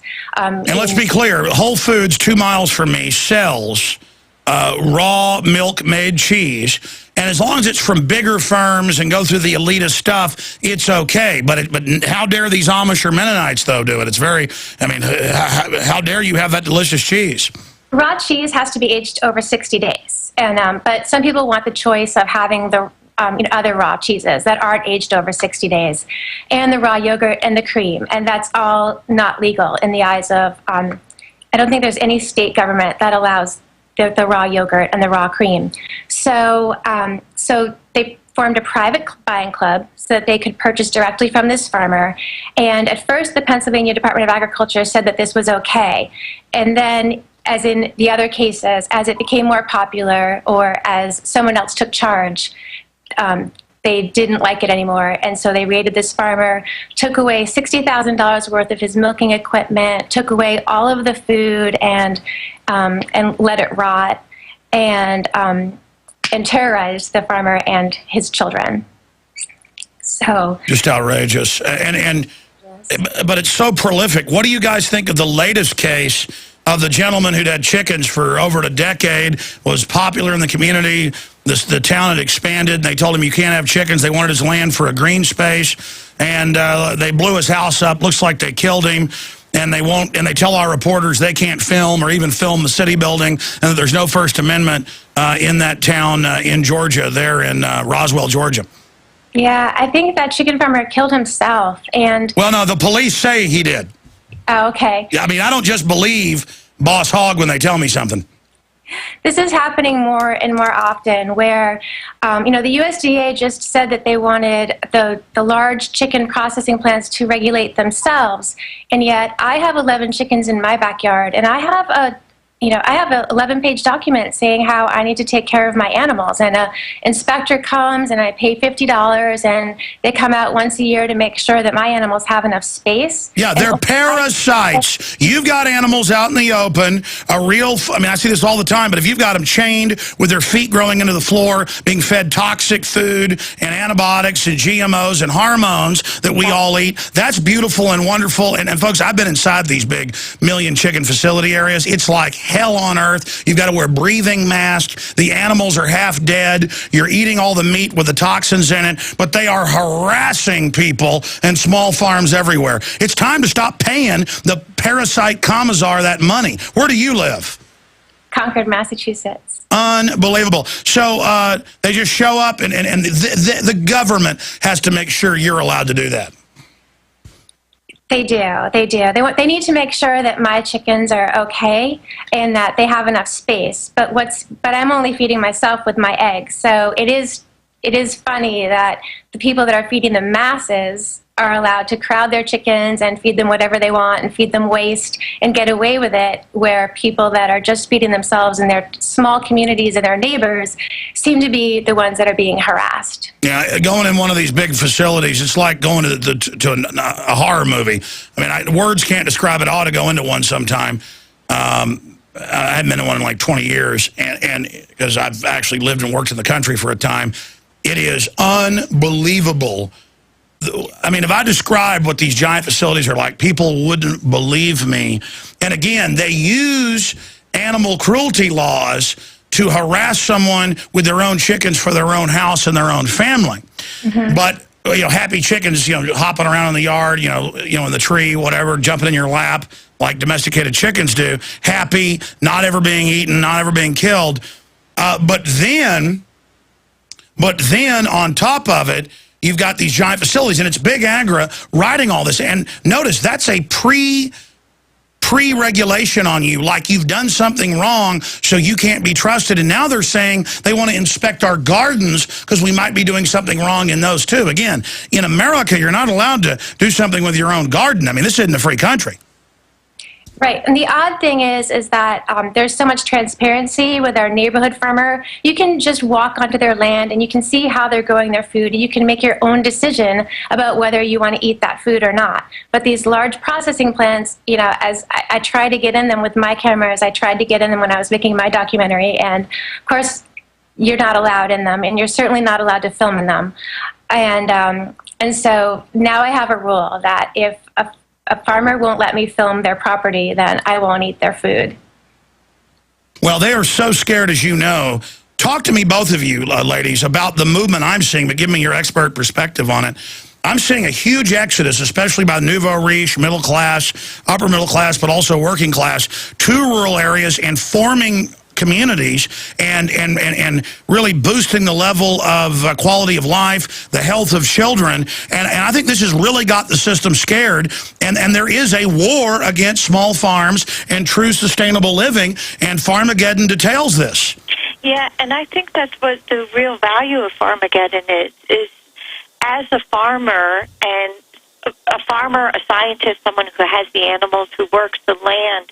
When USDA comes after you, they use all of their weight, and you think you're totally alone and you're just one person fighting against them, and that, you know, you just happen to be at the wrong place at the wrong time. And what Farmageddon demonstrates is we're not alone. That unfortunately this is happening all across the country. It's happening even up in Canada, and it's opening people's eyes and to showing, you know, that the government is not there to protect our food safety. If you want safe food, it's like Kristin said, you want to be able to go to your neighbor and go to your local farm, and that's where you're going to find food, you know, the good food. And I am seeing a lot of people heading out into the country and taking matters into their own control to keep their family healthy through what they feed them. And I think this is the real revolution, is in health, is in vitamins, minerals, farming. Even if you live in the semi-rural area, just begin. And then that'll start making you think about what else you're eating from the store. But it's not just growing it yourself. Like you said, it's being in the communities where people are growing. Then you'll find out not just what's healthy, but who's got the really good stuff. And it's a real human community. And there's nothing like getting your feet in the black soil. There's nothing like integrating and hooking back in and finding your humanity. Yes, totally. Right. Yeah, that's scaring them, isn't it? I think it is. And they just keep applying more and more pressure. You know, USDA has their own investigative and enforcement services, so it's literally their own police force. And when they came after our sheep and they couldn't find anything wrong with them, they did a criminal investigation to see if anything that when we imported the sheep was illegal. And they couldn't find anything wrong there. So then they did a personal criminal investigation of my husband, Larry. And I'm hearing this more and more. Gibson Guitars has certified government legal wood that's already fallen. They've been investigating them off and on for 10 years. And last time I heard, just raided them again.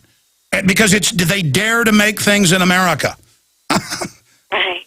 And they've been told, move to China, you'll be totally left alone. There's a war against America. It's bizarre.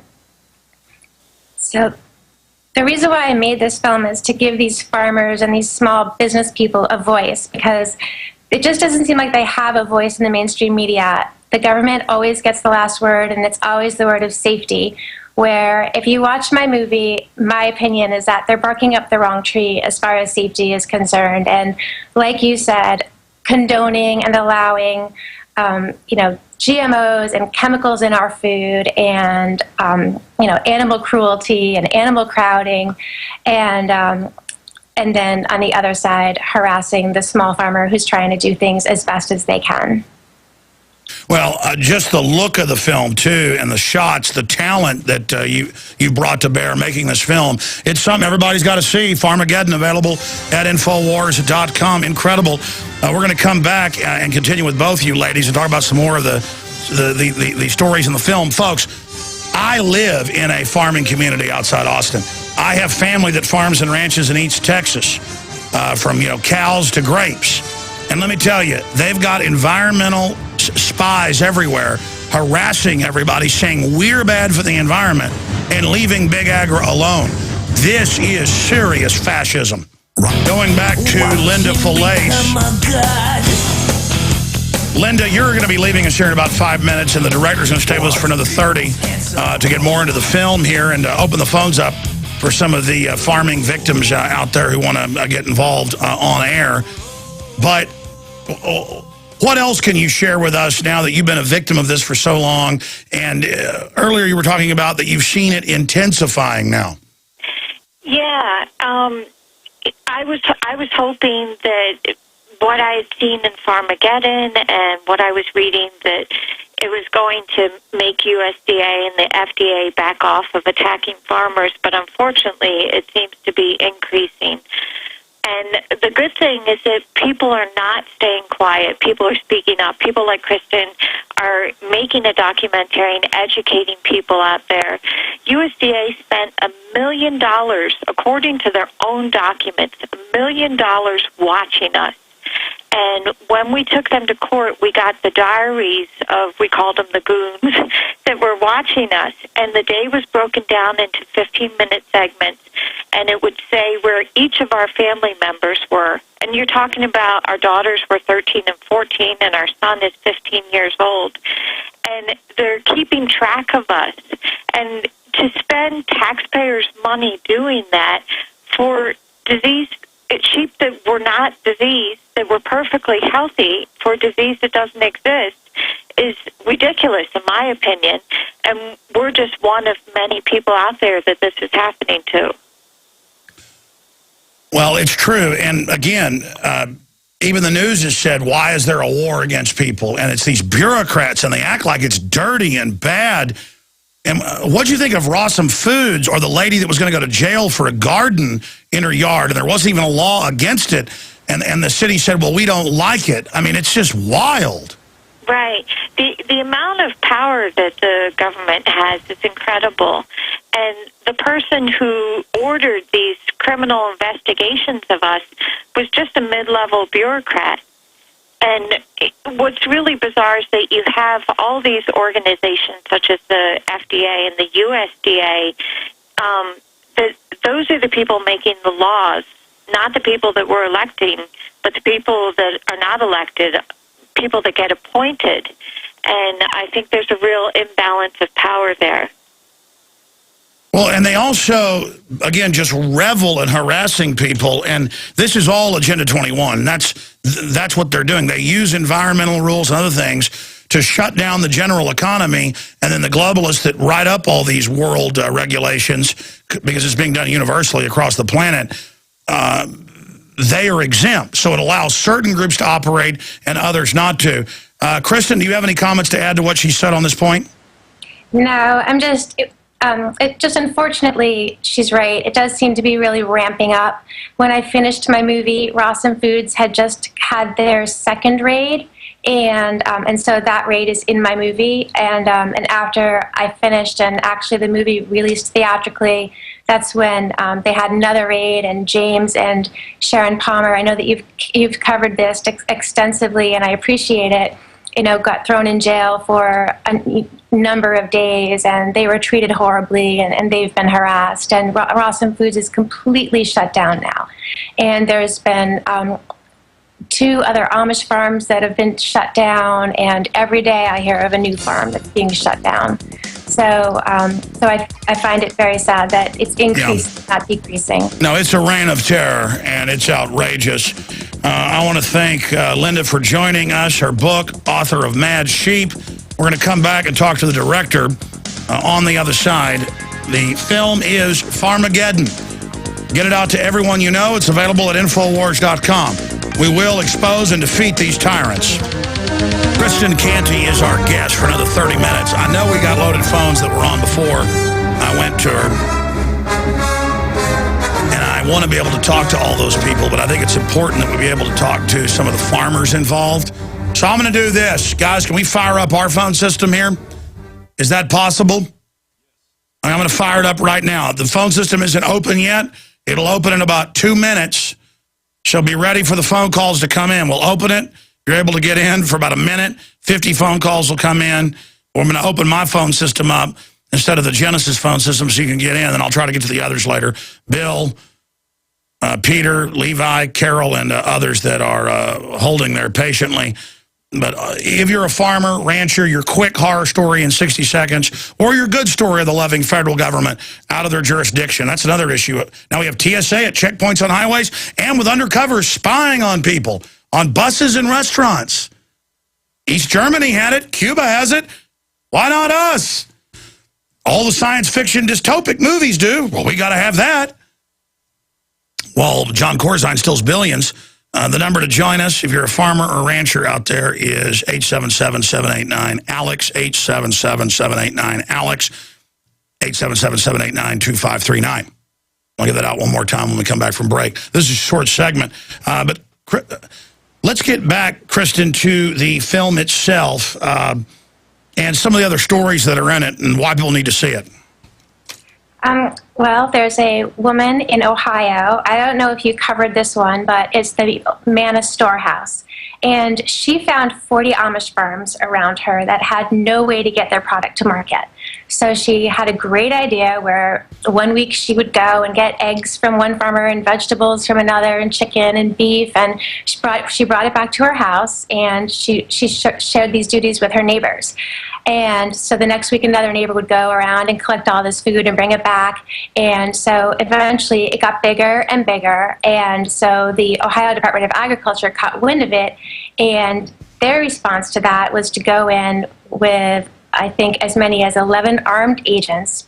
She had 8 kids in the house that were homeschooled, and they kept the family behind closed doors for 6 hours while they tore her house apart, stole her computers, took her cell phones. Her son was in Iraq at the time, and he was calling, and they wouldn't let her answer the phone, and they took their phones. And they took all of their meat and all of their food that was for their own consumption and for the co-op, all for a third-degree misdemeanor. And actually, that family was never charged with anything.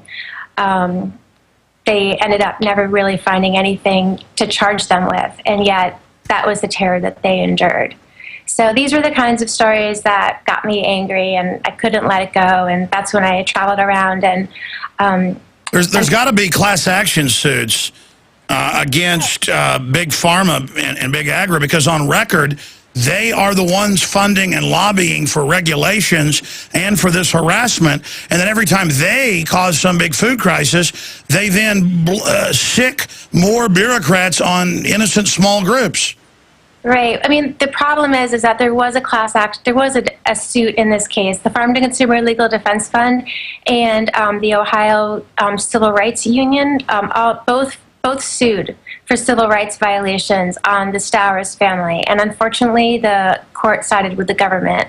And that's been happening again and again, too. So I think the only answer to this is that the people really have to band together, and we have to really educate ourselves on this issue and band together to, elect officials that understand this issue, that understand that the government's been barking up the wrong tree, and elect officials that care about our civil rights. Well, it's the right tree, though, if they work for foreign corporations that are engaged in a total militarized takeover of the economy. And that's what this is. That's what Agenda 21 is. That's why I think your film, Farmageddon, dovetails well with Behind the Green Mask, you and Agenda 21. Key weapons in the Infowar, both available at Infowars.com. The toll-free number to join us normally is 800-259-9231, but those phones are loaded pre our guest being on with us, the director of Farmageddon. So I've opened up our phone system right here in my studio for people that have been victims of the federal government out of their jurisdiction, even harassing people with 5 chickens. Oh, these are open range, totally healthy? Well, let us harass you. Again, Big Pharma, Big Agri, same group, openly financing the shutdown of family farms and other sustainable operations, all part of Agenda 21. Agenda 21 is about shutting down the economy under the guise of environmentalism. Nothing to do with the environment. It's a power grab. So the toll-free number to join us is 877-789-2539. 877-789-2539. I know there's a lot to add here, Kristin, but anything else you'd like to point out before we go to phone calls pertaining to Farmageddon, the unseen war on America's family farms? No, I really appreciate you helping to spread this message. This whole journey started with me. I used to be the one that wanted to bleach everything and sterilize everything, and we got sick. And so I'm lucky that I found these foods. It was actually raw milk that ended up healing my son of allergies. He was very, very sick with allergies and asthma. And so I started to eat this way and saw the government trying to shut it down, and I appreciate people like you trying to spread the word about this. Well, that's another big point you made. I have a big scientific study out today on autism where they break down, a major journal, long-term study, what other scientists have already told us, that what they're doing is going in and growing crops on dead soil that's then full of heavy metals because of the toxic fertilizer they're using. That's bioaccumulating. Then we don't have regular minerals in us that also take out the impurities. So it's a double whammy and autism's exploding. Right. I was really lucky. Unfortunately, I didn't know about this before I had kids, but soon after I had kids, because they got sick, I found the Weston Price Foundation, and that taught me a lot about nutrient-dense foods and seeking out nutrient-dense foods. And so I did that for 10 years until I found out that the government was really cracking down on farmers that were growing nutrient-dense foods. And again, these are not secrets. It's known by handfuls of people. We've got to get the word out to folks. I mean, it's look, sure, I'm product placing right here because I believe in it and it funds our operation. But take Beyond Tangy Tangerine, complete multivitamin mineral complex. This has got a giant ORAC score per serving of 5,745. And the minute I started taking this, and I still need to lose more weight, but I lost 40 pounds, Aaron Dykes, over 90. And when I saw that, that's when I finally started taking it. And, of course, now I promote it and sell it at a discount at InfoWarsTeam.com. And, but you know, my point is that people need to discover growing food or buying food grown on real soil organically, magic effect. Taking powerful natural mineral vitamin supplements at levels way over what the government says you need. Amazing effect. And Big Pharma knows this. They want us sick so that they can come burn and cut and work on us. Spend a little bit more time how you discovered all this and what it did for your family. I was so lucky I discovered it. Basically, my doctor told me that my son was allergic to the world, which was grass, dust, bees, every kind of pollen. So inside and outside, the entire environment. He was just coughing and sneezing and screaming all night that he couldn't breathe. And he had an inhaler, and the doctors kept giving me stronger and stronger medications, and they just weren't working. That's how I had to find an alternative. And so finally, one of the doctors said that his immune system was so severely depressed that he would be on these strong medications the rest of his life. He probably wouldn't grow. He could never get near animals. He could never be out. It would be hard for him to be outside. And a naturopath doctor, luckily, told me to take him off all the drugs and find alternatives. And I kept researching and researching on the internet until finally I found enough compelling stories that raw milk could be a cure for allergies. And at the time, I was scared to death. I thought it was disgusting to even think about raw milk, but I ventured out and met my farmer and asked a lot of questions and drank a lot of it myself to make sure I didn't die before I gave it to my 4-year-old son. And I loved it, and I gave it to him, and he is 16 now. He doesn't have any allergies. He's an athlete. He's 6 feet tall. He plays hockey, plays sports outside, inside. We have animals, and so it works. Real food really can work. Wow, imagine real food's what we need, not McDonald's food that doesn't decompose. Yeah, exactly. And again, I've known this for a long time, but just was so set in a quasi-healthy, quasi-unhealthy that I never really started taking the plunge, and I've just begun. And it's like, this is so powerful, this information, and that's what the eugenicists are desperate for us to discover. They're building a false environment to enslave us with sickness. They're scared we're getting off the reservation, and they're sending the Rural Council, Agenda 21, after us. And the answer is to proliferate the swap meets and the farms and the gardens even faster, where they cannot stop us. You want to defeat the New World Order, folks?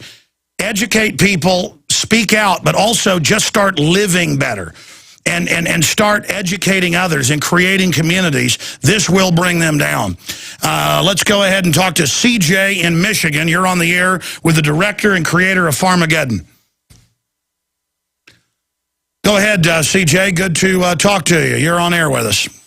Yeah, thanks. I'm an urban farmer here in Michigan. You know, got the garden in the front yard. Haven't had any problems with that. Last year, got a goat, and I mean, it was like like I had killed somebody.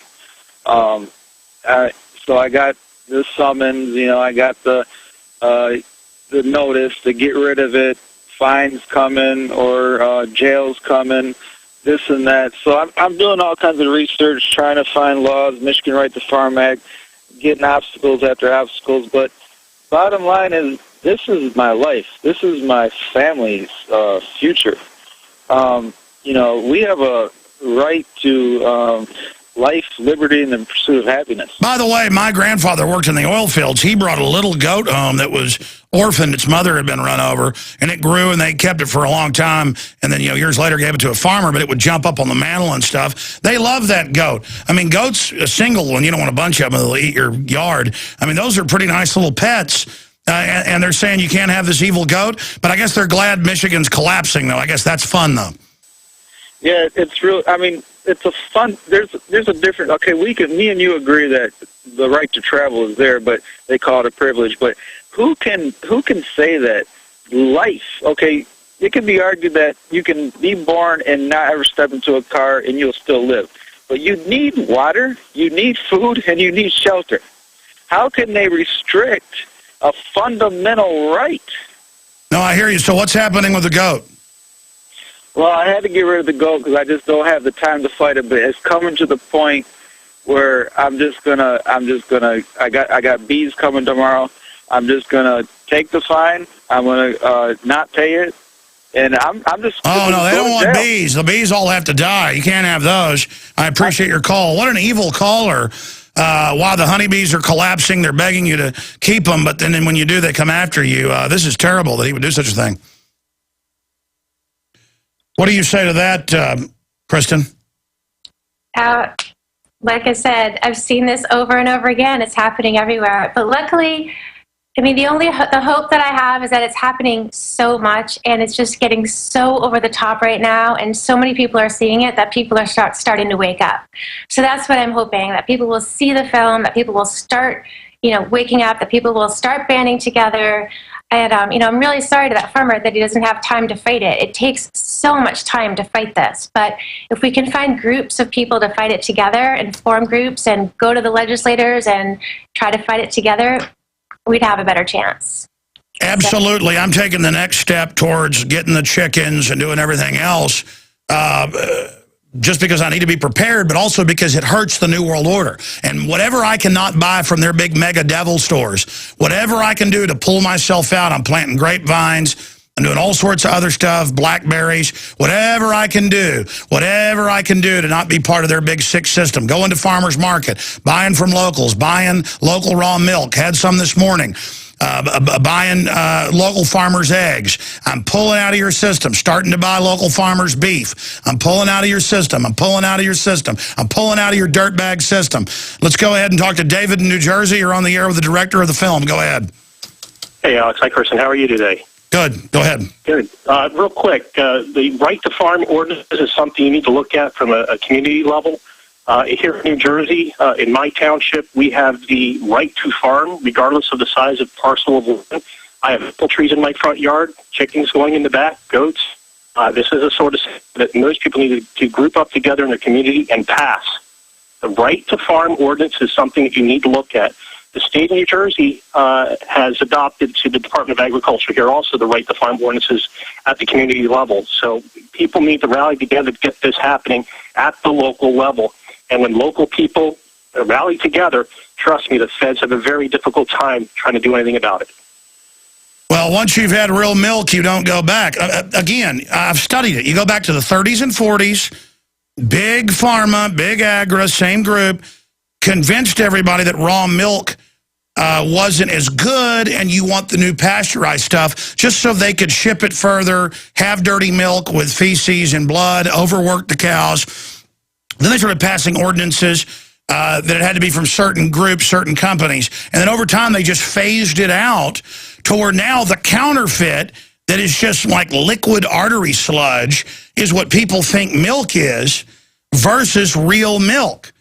And so as people segue from the GMO, deadly milk that gives you cancer with the growth hormone in it, to then, oh, okay, we're organic, we're not, we don't have GMO, to, no, now I want the real thing. Once you get real milk, you're like, how did I ever drink this sludge?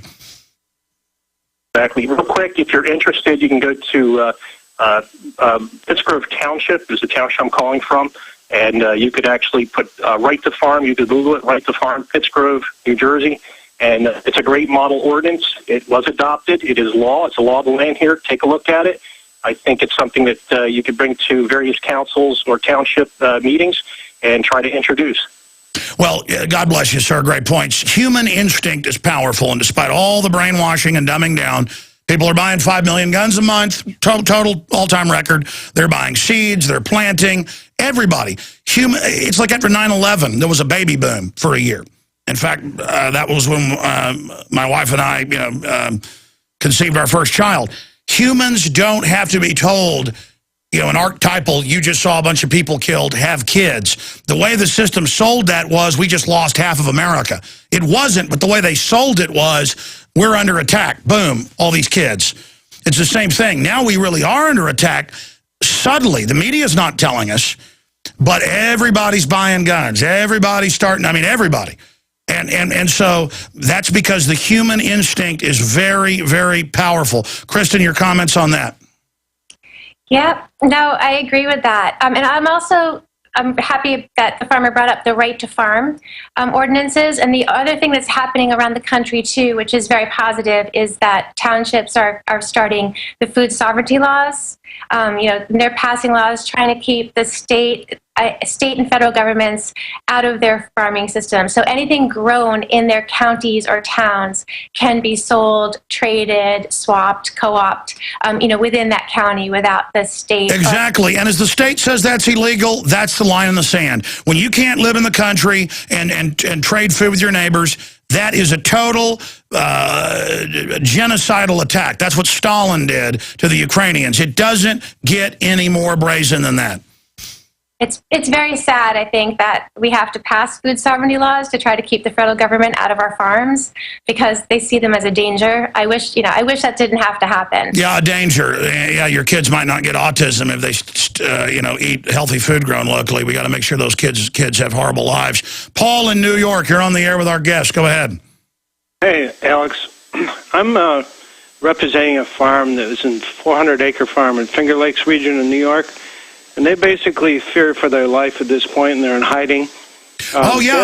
John Bound was telling me that the feds are in there trying to steal land left and right under a Agenda 21 move. Well, this one actually was started in 2008. This farm was in possession of these people for about 105 years, their family. In 2008, Enron they wouldn't sign a lease with Enron, and the county went and wrote them a tax title to the farm out of thin air, and told them they were basically tax protesters and lost their farm, and they came in and let them live there, in quotes, that while they built gas wells, compressor station, and 3 pipelines across the property. Then they sold the title to the Watkins Glen International Racetrack, a.k.a. International Speedway Corporation, by warranty deed, and it went to court. basically New York State Supreme Court judge dismissed the case for lack of jurisdiction, finding that the Watkins Glen's attorneys admitted during the trial the farm was never foreclosed or any tax foreclosure proceeding. And get down to quick here, what happened afterward? It's basically stated that prevented them from ever trying to evict the people again. Well, instead of Watkins Glen getting anything done through, what they did was they went in on October 27, 2010, about 8 employees armed with machine guns, dressed in black, driving a Hummer tank and SUV parade of about 11 vehicles, and came to the farm without notice, without a warrant, without legal process of any kind, without any ID, without stating any legal purpose, drove over and smashed down the fences, the gates, broke into the homes. There's 2 homes, the barns, the pastures, buildings, seized all the worldly belongings and the animals. They had Scotch Highland cattle and sheep and Jersey milk cows, ducks, geese, guineas, turkeys. So we're going to have to go here. The segment's almost over. Our guest is about to leave us. What's the name of the people in the case, sir? That's the problem. The only thing I have here, and this came from an attorney friend of mine. I understand. I appreciate your call, sir, if you can't tell us the story. But we'd like to help, but we just can't if you can't give us the info.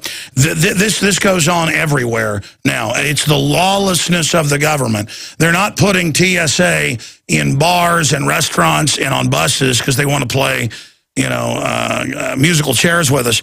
This is a classical tyranny takeover by foreign banks that have hijacked the federal government.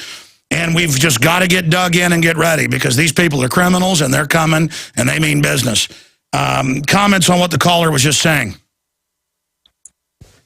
Unfortunately, it's been happening too much, and America needs to wake up, and we really need to start fighting this. All Americans need to wake up. Let's talk to Hannah in Hawaii. Hannah, you're on the air with our guest. Hello, Alex. Yes, sir. Hello, Alex. Yes, sir, you're on the air. Hey, how are you doing? I'm good. We're almost out of time. Do you have a question? Yeah, I grew up on a dairy, and I drank raw milk my whole life. And I got a great immune system, so I think basically people just got to band together. I live in Hawaii. We live in a farming community. We have farmers markets every weekend. We don't really have any impact from the government, as far as them trying to break down our system. So no, that's wrong. It's wrong that they're attacking the areas that aren't that strong yet. But right. but when you're got a lot of people involved, that's where the strength is. Right, and there was only one instance where they tried to GMO a taro plant, which makes poi. If you know Hawaii, it's a plant that makes poi, and they couldn't do it because the community got together and got it in the newspapers, and they basically shut it down. So, strength in numbers. I say, get it in the newspaper. Get your community together, work hard. Well said. I appreciate your call from the beautiful island of Hawaii, or islands of Hawaii. That's a great point that he raises, though. That once you get a community doing this, there's not much the system can do. So that's the answer. Everybody needs to start doing this right now. Yeah, that's true. That's the only answer, is to band together as communities and grow our own food and share our own food and protect your local farmer. And like you said also, try to keep your dollars with your local farmer and in your local food system as much as possible. Let me ask you this. From your study, what area of the country is the worst? Where do they really harass people the worst? Right now, I'm so surprised because when I was traveling around, people said, there's this magical place called Rawson Foods in Venice, and California could never be touched. And California is the worst, right? It's one of the worst. I think Michigan and Wisconsin are bad too. But California, all the goat herd shares and cow shares were shut down in a place where raw milk is legal. And they're fighting for GMO labeling, and there's a lot of GMOs being Well, that's it. I mean, they're going after the head. If people in California are fighting for healthy food, that's where Obama's shutting down all the medical marijuana. They're fighting for they're fighting for water rights there. They're fighting for land rights there. So I'm sad to say I think it's California right now, but I'm not positive. Well, of course it is, because it's Agenda 21. They claim it's for the earth. It's not. It's behind the green mask. It's a skull. It's death. The book, Behind the Green Mask, available at Infowars.com along with Farmageddon.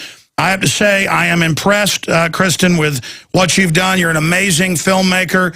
And I know you're winning a lot of awards right now. The LA Times calls it an eye-popping wake-up call. Even establishment media has to admit you're right, because most people in the media aren't even evil. They're compartmentalized and ignorant, just like you were ignorant, or I was ignorant, thinking raw milk was bad, or thinking you'd have your son in a bubble and finding out it made him sick. We're all like that. We're all in a process of waking up, and just try it out, folks. You'll be amazed. Not eating GMO, not eating things like corn syrup full of lead and mercury. Your children will do good with nutrients, not lead and mercury. Thank you so much for spending time with us. Thank you so much for having me. I really appreciate it. Thank you. All right, there she goes. Powerful interview. If you think that was powerful, the film is amazing. Infowars.com and support our broadcast. We're going to be right back with Dr. Paul Craig Roberts. I'll try to jam in some of the other calls, holding on other subjects as well. Big news straight ahead. Stay with us. It's Friday, the 20th of April, 2012. We're on the... All right, for the balance of this hour, we are joined by Dr. Paul Craig Roberts, former editor at the Wall Street Journal, former head of policy at the Department of the Treasury, best-selling author, syndicated columnist as well. His latest article is at Infowars.com, Unplugging Americans from the Matrix. It's also on his website, which, of course, is paulcraigroberts.org. Excellent website as well. And he joins us here today to talk about a host of issues, the latest in the police state, what's happening in our world, and what he means by unplugging Americans from the Matrix. And then I have a point I want to raise to him as well on another subject. All over the U.S., they're giving kids vaccines without parental consent. They are now taking DNA from school children. I have the Daily Mail here. It's also in the Associated Press. Regardless of whether the individual is an adult or juvenile, they are capable of giving consent. We don't require the consent of a parent if we're doing it with someone of a younger age. These are 10 and 11 and 12-year-olds, said Deputy Jason Ramos of the Sacramento County Sheriff's Department, because a dead girl was found back in the woods. How do we know it wasn't a cop did it? Statistically, nowadays, that they are higher crime rates than the general public. You look at real criminology. You didn't know that? Or a school teacher. They're much higher than the cops. Or a truancy officer. One of these pervs in government. Maybe a TSA agent did it. Oh, no, we're going to get all the 10, 11, 12, 13-year-olds, and we're going to take their DNA, and we're going to give them vaccines and say, is it all right with you, little girl, little boy? Dr. Roberts, I just sprung that on you out of the gates, but everybody knows if a perv grabs a 10-year-old and says, well, the 10-year-old wanted to have sex or wanted to smoke crack cocaine, no, the child can't give consent. But now the government, all over the country, I'm seeing local governments say, we got your child to say they wanted an abortion at 10. We got the child to say they wanted a vaccine. We got the child to give us DNA. What do you make of this new mega level of corruption? Well, we're not even serfs, are we? I mean, Americans no longer have the rights even of 19th century slaves, and we accept it. And what's really so funny is that all these patriot flag-waving guys who think they're so macho tough, they're just sheep. They accept all this. What's the difference from what you've just said? And, by 2015, apparently they're going to have black boxes in our cars, recording everywhere we go. Somebody said, before you can get in your car and start it up, you first have to get permission. Tell them where you're going, when you'll be back. We've been going on about this for so long, haven't we? And it just keeps getting worse. Listen, Forbes attacked me for an article at Infowars.com that got all this going. And so did the New Atlantic, saying, well, they've been tracking some of what you've done for a decade or more. Yeah, these will track everything you do. But what's wrong with that? Why do you think Petraeus came out a month ago and said, yeah, your clock radio's watching you and listening and smart meters. There's no Fourth Amendment anymore. I mean, why do you think they're in our face like this? Well, I suppose they're just getting rid of any accountable government. Supposedly we have an accountable government, and we can hold them accountable through elections and through law, and the government's supposed to hold itself accountable through law. But beginning with the Bush-Cheney-Obama regime, all of that's out. The executive branch is no longer accountable to law, whether domestic or international. In fact, law is whatever the executive branch says. And then this filters down to the executive branches at state and local levels. So I think the legislatures are essentially impotent. They still exist, kind of like the Roman Senate under the Caesars, but they don't have any real role. The executive branch can do whatever it wants, and so can the police in most instances. You're right, and it just gets crazier and crazier and crazier. I'm sure you saw the big announcements. We already knew this was happening, but now it's admitted. Undercover TSA on the streets and in buses, and just, they admit, listening to our conversations, it violates the 10th Amendment. You're not supposed to have feds out doing that. They're not even really real officers. And then, I meant to have my crew in here today, Darren McBreen and Marcos Morales. I guess Monday I'll have them in and tell the story, or Sunday. They flew out up to Georgia, where the guy's house blew up who had the chickens there in Roswell, Georgia. And the police told him, you can't tape the City Hall building, period, or we'll arrest you. That's on video. And we think it's suspicious that he died, but they say his house blew up and that he did it. But then, flying out, they said, we're not going in the scanners. So they made him wait about 40 minutes and almost missed their flight, and kept walking over laughing at him, saying, oh, you're an opt-out. You're going to miss your flight, laughing. And then they said, we're going to grope you. And the guy put his glove on. And the way Marcos describes it, and Darren saw it, popped the glove, Doc, and said, everybody deserves a little pleasure.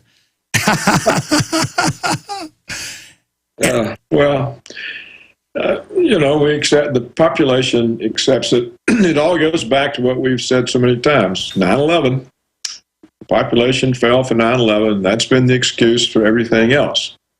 And there's no real reason for them to be going around listening to conversations on the street because there are no terrorist acts. We've made that point too many times, right? There's no terrorism in the United States except what the FBI orchestrates. And of course, other than the terrorism of our own government, state, local, and federal. But it's an excuse, and they've taken it to grab all sorts of power and to establish all kinds of precedents. And essentially, the United States is a police state that masquerades as a democracy. It was a very interesting set of articles that Ron Utz has in the American Conservative. I wrote about them. It's my latest article about unplugging the matrix. And Ron Utz looks at the propagandistic picture of China and the United States, and then he looks at the real picture of the two, and he finds out that actually the so-called authoritarian government of China is more responsive to the Chinese people than the so-called freedom and democracy government of America is to the American people.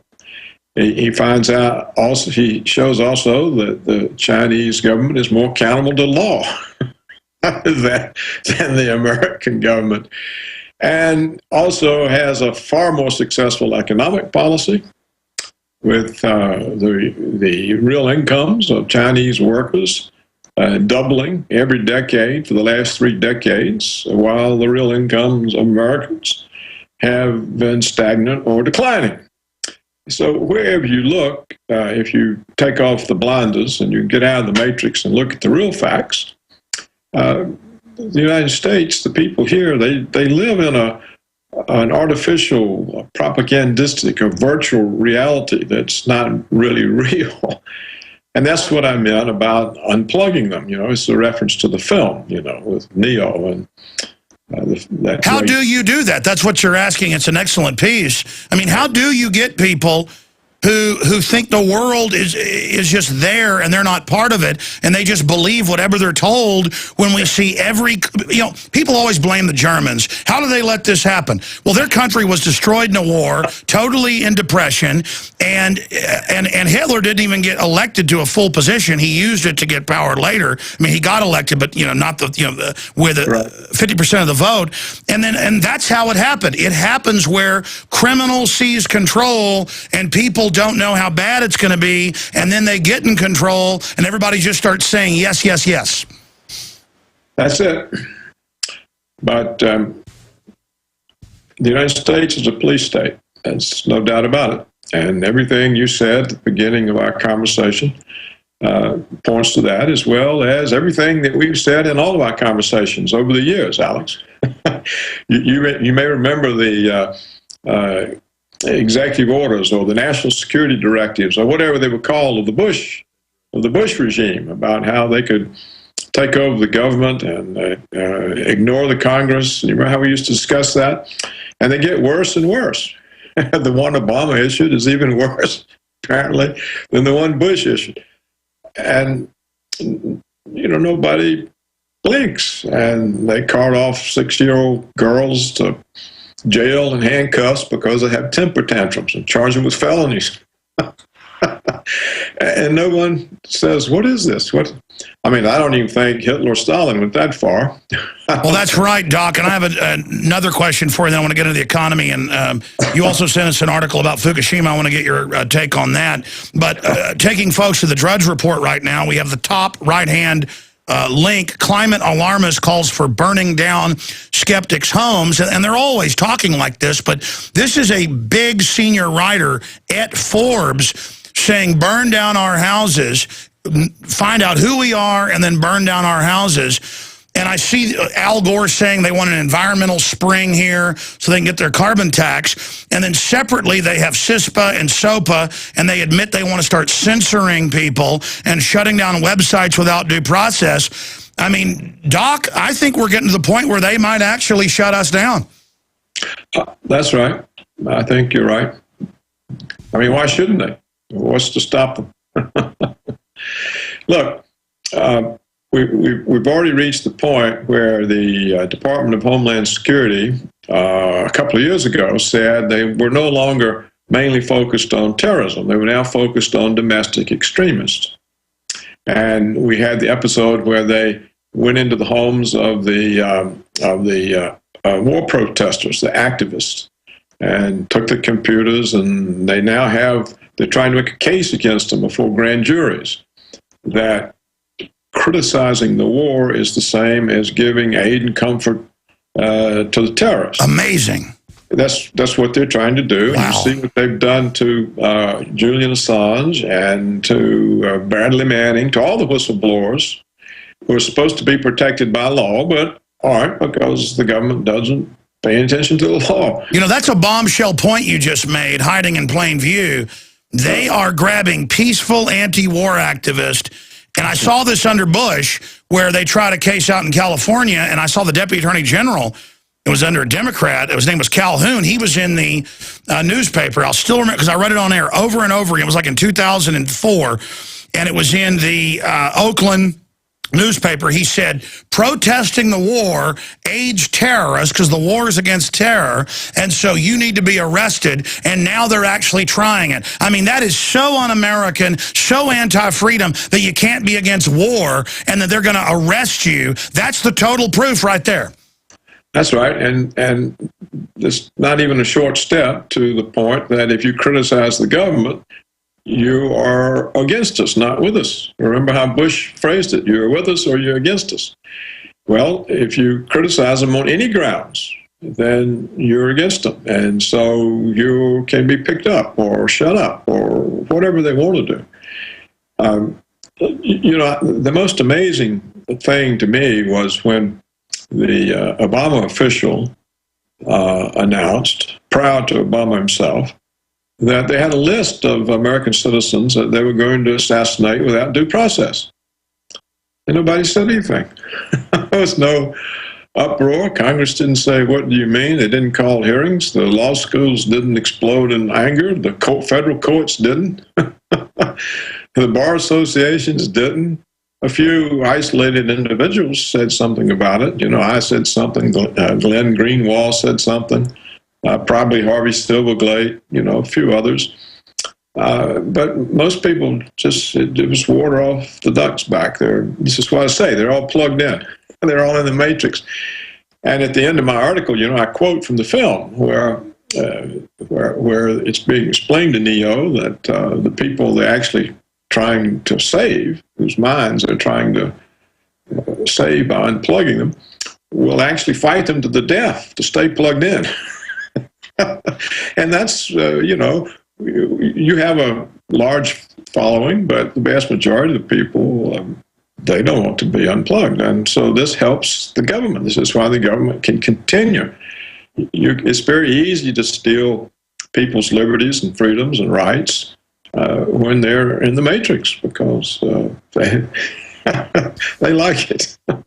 Well, but that's my next question, but I want to read the quote that you just mentioned. Why does the establishment want to go to this police state? What are they getting ready for? But let me read the quote you're talking about. The Matrix is a system, Neo. That system is our enemy. But when you're inside, you look around, what do you see? Businessmen, teachers, lawyers, carpenters, the very minds of the people we're trying to save. But until we do, these people are still part of that system, and that makes them our enemy. Yeah, they're like drowning people. They try to take you under. You have to understand most of these people are not ready to be unplugged, and many of them are so injured, so hopelessly dependent on the system that they will fight to protect it. Most of the people I know personally are not willing to be unplugged.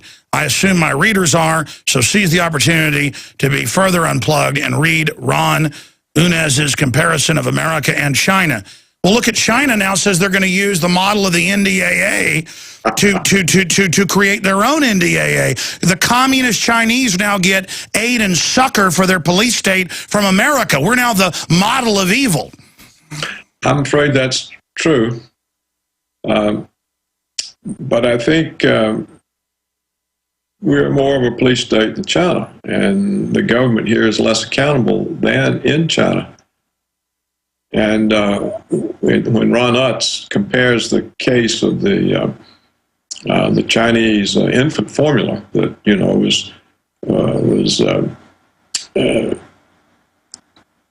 diluted or mixed with something to make it go further, that introduced illness and death, killed about 300 babies. But all heads rolled in China, and some people were even executed. But when Merck's drug caused 500,000 heart attacks, nothing's happened. By the way, Paul Watson, who writes for PrisonPlanet.com, his wife is Chinese, so he goes there like 2 or 3 times a year now. Yeah. He says it's incredibly free compared to England, and he walks right on the plane, right off. In many ways, I tell you, that's scary, and I've had people on and explain that to them who don't go to China, and they argue with me. But Paul guarantees it. Yeah, well, I was there in 2006, and there's no sign of a police state. And the Chinese officials I met with had sincere concern with the Chinese people and making things work, improve them. And they had draconian punishments for corruption. And the elite that misbehaves, they just wipe them out. They don't tolerate it. And here it's totally the opposite. But anyhow, Ron Utz is a very careful thinking, a thoughtful person, and he's brave, which is rare. Stay there. Tell us about him on the other side and a little bit on this Fukushima situation. Dr. Paul Craig Roberts is our guest. Dr. Roberts, you were getting to the point of this researcher, author. You were saying a very careful guy, but also brave in your words. Finish up with that, and then I want to ask you the question, why is the ruling class getting rid of all the due process? Because from my study of history, it's generally the ruling class that gets destroyed when they up front get greedy and get rid of any due process. Yeah, I don't know the answer. It historically is correct. It was the upper class who wanted to bring in law to protect themselves and their property from the power of kings, because the kings were above the law, the kings were the law, and all that sort of thing. And this was achieved in England, and we inherited it. So apparently the elite think they've got some other power now, and they no longer need the protection of law, and so they're taking it away from us so that they can do to us what they want. That's what it looks like. But you know, who knows? It could just be the drive for power. All of these police agencies want power, and they want less constraints. And so it could simply have been that 9/11 and the way that played has just been used to take away restraints against the use of arbitrary power. That it may be that simple, or they may have some plan.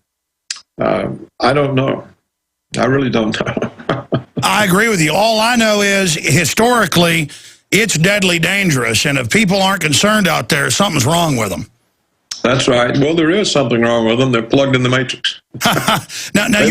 They live in virtual reality, an artificial world. They have no idea what's true, what's false. They're propagandized by the media. Not too many of them get any alternative information. It's just the way it is. Why do you think Forbes would let a writer come out and say, burn people's houses down that are climate skeptics? I don't know. That's crazy. That's crazy. Well, see, it looks like neither side of any issue wants any debate. They just want to impose their view. They're completely sold on the rightness of their view. Everybody else is wrong, and so you come to war. You come to war against each other. Nobody wants to listen to see what the truth doesn't mean anything anymore. It's what I believe it is truth. And I don't want to question it because I don't want to find out if it's wrong or if there's some other explanation. So it's very hard to get any kind of discussion. I mean, even in scholarship, it's hard. The minds are closed for the most part. It is. It's bizarre studying history. It's a very strange time. Briefly, we're almost out of time. I hope you have a great weekend coming up. 60 seconds on the economy and its further deterioration. And now they're saying, oh, maybe austerity's not good in Europe. It's making the economy shut down. Yes, that's true. That's what austerity will do. Well, for us, there's no recovery.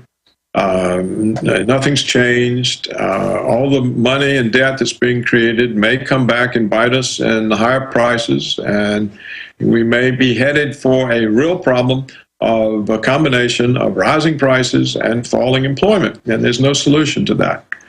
So we're creating the possibility of the worst economic crisis in our history, and they're blind. They're blind to it. They continue preoccupation with the banks. Save the banks, screw everybody else. That's the policy here. That's the policy in Europe.